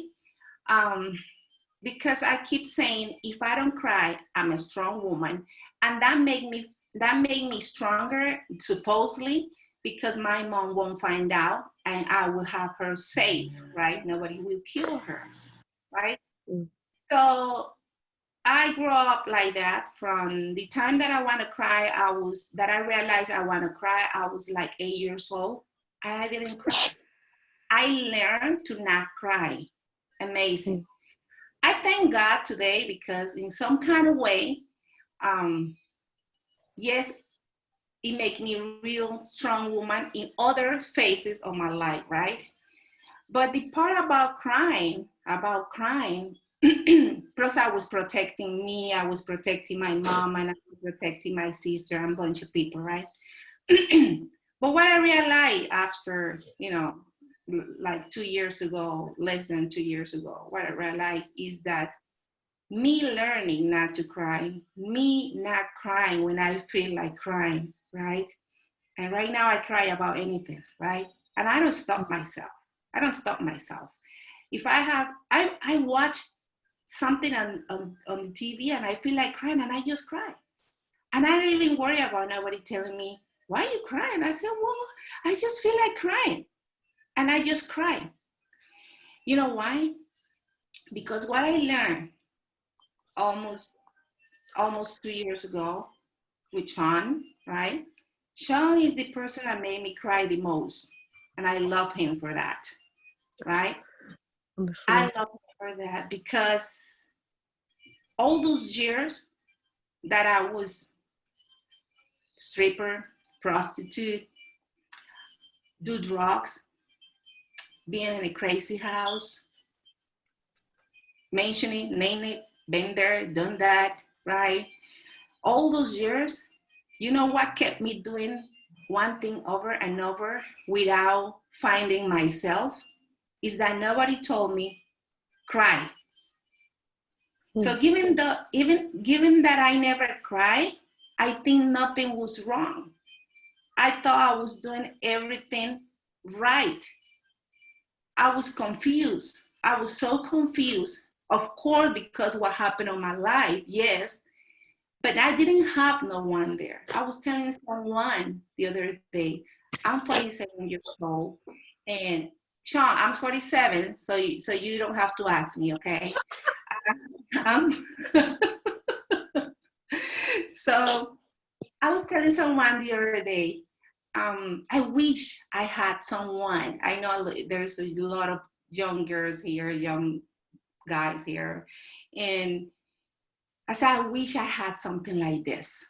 Somebody would tell me, hey, cry. I started crying almost 2 years ago with all my heart, with all my body, and with all my mind. And that's the best thing I ever done, cry. Because now I know that when I was doing all those things I did in my life, right? When I started to have all those, I was a prostitute, I was stripper, the only reason I didn't feel where to go, what was right, what was wrong, the only reason, I mean, it was a lot of reasons, but one key part behind that is that I never cried. So I never really feel myself. I thought I was a strong woman. And whenever you feel that you are a strong woman, you think you're doing things right. I was a strong woman. When I was all those things, when I was doing drugs, and I feel bad about it because I don't cry. I didn't get off feeling, I get off feeling bad physically, but I never cry because I said, I'm a strong woman. I'm doing all these things, but I don't cry. I face life because I don't cry. And now I know that if somebody would have told me cry and I would have done, I will feel my soul. I will feel, hey, Kayla, hey, listen, something is not right. Go and find yourself. I mean, I don't complain. I don't blame about how things happen in my life. Now, I don't do it now. Even though I didn't cry all those years, I don't feel bad about it because I understand now that the reason I didn't cry, even though I knew that if I would have cried, it will be better back those days. Now I understand that all those years that I didn't cry, I'm most of the time now that I always say something, I finish my sentences by saying this. Now I understand that all those years that I didn't cry, it was because I needed to say this to you, Kuni. All those things that happen. I don't know how old are you, okay? I'm a woman. You can tell me. It's not Sean, right? I'm 20. I'm 20. And what? I'm 20. 20.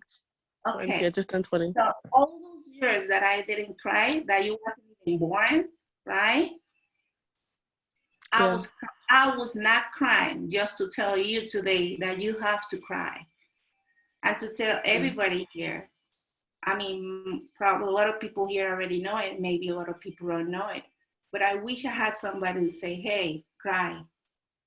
So for now on, that's why after I learned those things from Sean, right, I started to understand, I don't care.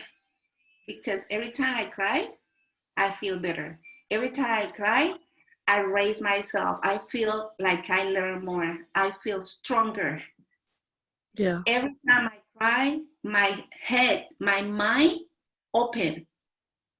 I always hear that sometimes you have to go out there, like in church, they tell you, like, how you say that in English when you don't eat? Somebody help me here. Ayunas, when you don't eat. Huh? When you fast, sin comida. That. And that connect you more to God, right? Well, one other way that I say that you connect to God is when you cry. It's that you open your soul, your whole body is there. You probably feel like you're not protected, but that's the part where you actually protected, because you let everything, by you letting your tears out, you letting yourself receive everything.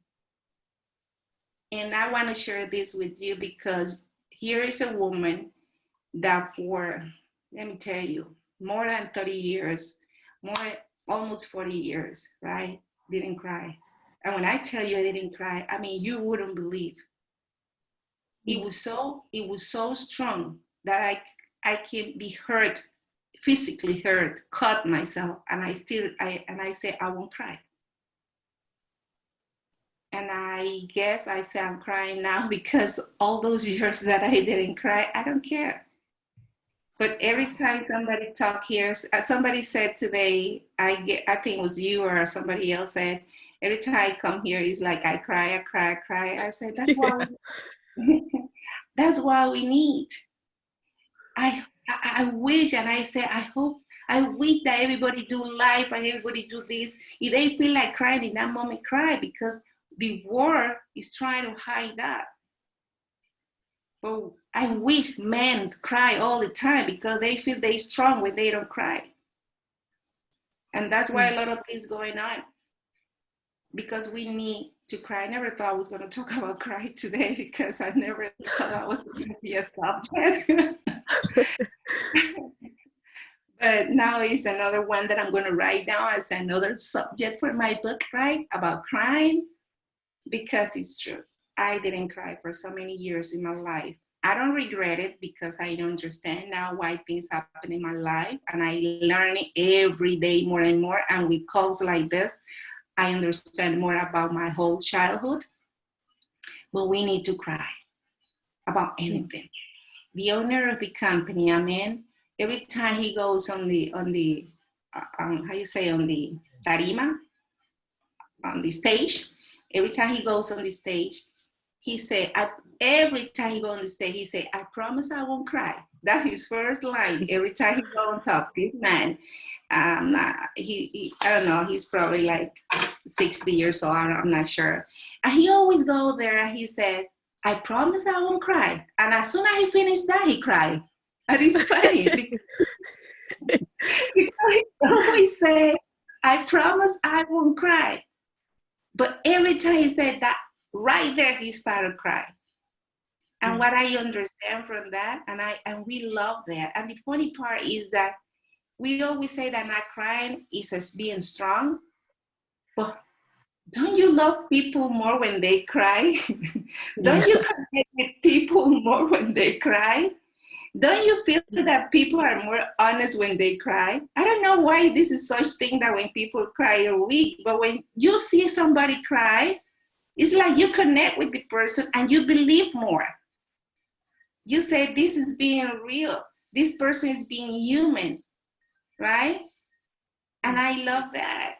And when he talks, I said, he really feels what he's saying. So if we can think about somebody else crying, say, that person's being honest, that person is being real, that person, why we think that about somebody else crying? Why we want to stop ourselves from crying? I think crying have the same, at the end of your crying, I relate that to the same thing about when you smile. It's like when you smile, you get all this energy inside. But after you cry, you get all this energy inside too. Two opposite things. But when you finish crying, it's like you got all this energy and you feel like you can do everything. And that whatever was the problem is no more a problem. So to me, we have to cry every day we can, because that connects us to our own self and to our own soul. So that's what I want to share. So I have to keep going and doing my hair so I can speak. But I speak better English when I do my hair. I know that now. No, thank you so much for everything that you said. Like, it was so beautiful, like your story and everything. And honestly, thank you for like just sharing it with me now. After going through everything and just sharing it with me now, like I just feel like that just it helps so much put things into perspective. Because especially when you said like we see other people cry, and we think, okay, yeah, they're being real, but we have to have that same expectation for ourselves. So honestly, what you're gonna say is gonna make me cry again. Like, but yeah, thank you so much. So I'm probably gonna cry again after I get off this call as well. But thank you so much for this. Love you, Bukumi. Thank you, I my love love. you guys so much. Thank you.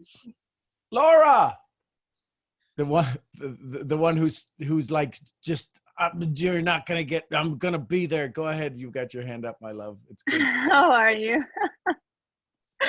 I want you to know that my signal kept like going off, and then my hand like continued to like go down, and then I realized that my hand wasn't up, and so I've been doing this for like an hour already. So, but I needed to ask you this question, and I think it has a lot to do with the 4 hours of call that we just had, and I want to thank you for that, Sean, because you don't have to do this, and you choose to do it.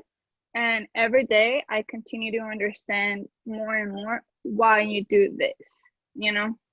So I want to thank you, because that's an example that I want to follow. I want to do things because I choose joy and I want to do it, and not because I don't want to do it with the intention of it bringing me more. I want to do it because I understand that that's my purpose, you know? So I really want to thank you for that. So I have a quick question. I'll make it quick. So we have been talking about a lot today, right? And it all comes down to like all this pain or feelings that we feel and stuff like that. And so I have been studying the chapter on sex transmutation on Think and Grow Rich. Yep. And for some odd reason, which I don't believe it's a coincidence, but just for some reason, I've been like on it, like I can't get past the chapter. So, and I need to understand more and more, because the chapter has a lot. And so it talks about the mind stimulus, right? And how there's 10, I guess, well, there's more, I think it says, but it's like 10 that are like the ones that stimulate the mind more. And so my question, I guess, is you were talking about at the beginning the touchstone, okay? And the way I understand it is that when you touch it, I guess you go back to that memory, that feeling memory, correct?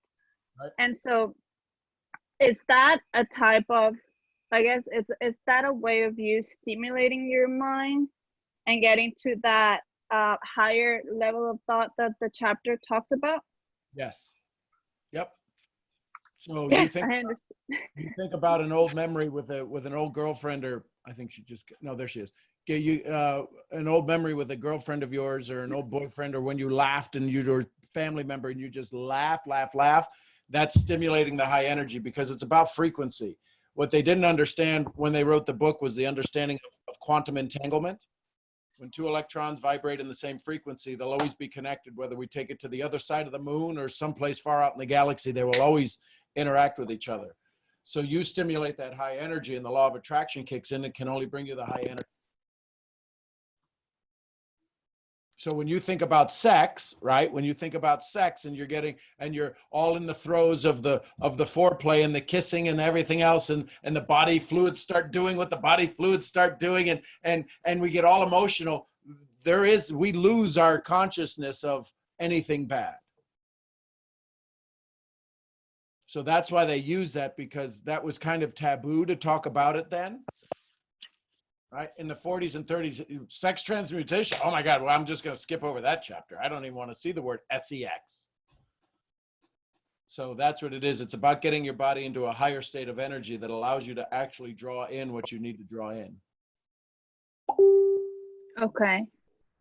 Yeah, because that's what I kept thinking, like everything that we were talking about today. Because even like I wasn't just thinking about the number one, which is the sex, I guess, expression that they talk about, but they talk about, for example, number 5. It says like close friendship, and number 7 is suffering, like mutual suffering. So all this pain that we feel, that's So also a way of us. We just went through all of those on this call. Mutual Right. suffering. Right. Yeah. So all of those caused us to nothing else mattered. We were in that state, and we were consciously aware of our own feelings and our own energy. So yes, absolutely. Okay, great. Yeah, because when you walk Michelle, I think is her name, through the process, and then you at the end you said the plant pot, and then you put everything in the pot. I kept thinking like, this is a way of you using also your energy, or what you just felt, to get to that higher level of thought. And correct me if I'm wrong, but again, I'm just trying to understand the chapter. And then that's what's going to get you to that, or that's what's going to open up the creative expression, creative imagination that the book talks about. Yep, absolutely. Right. Okay. Thank you, Sean. I was like, if I'm thinking this way, I have to ask Sean and see if I'm actually digesting the chapter correctly. And I'm so glad I have you here to just even ask you that question. So thank you so much. Hey, well, there you go, folks. What an amazing call today.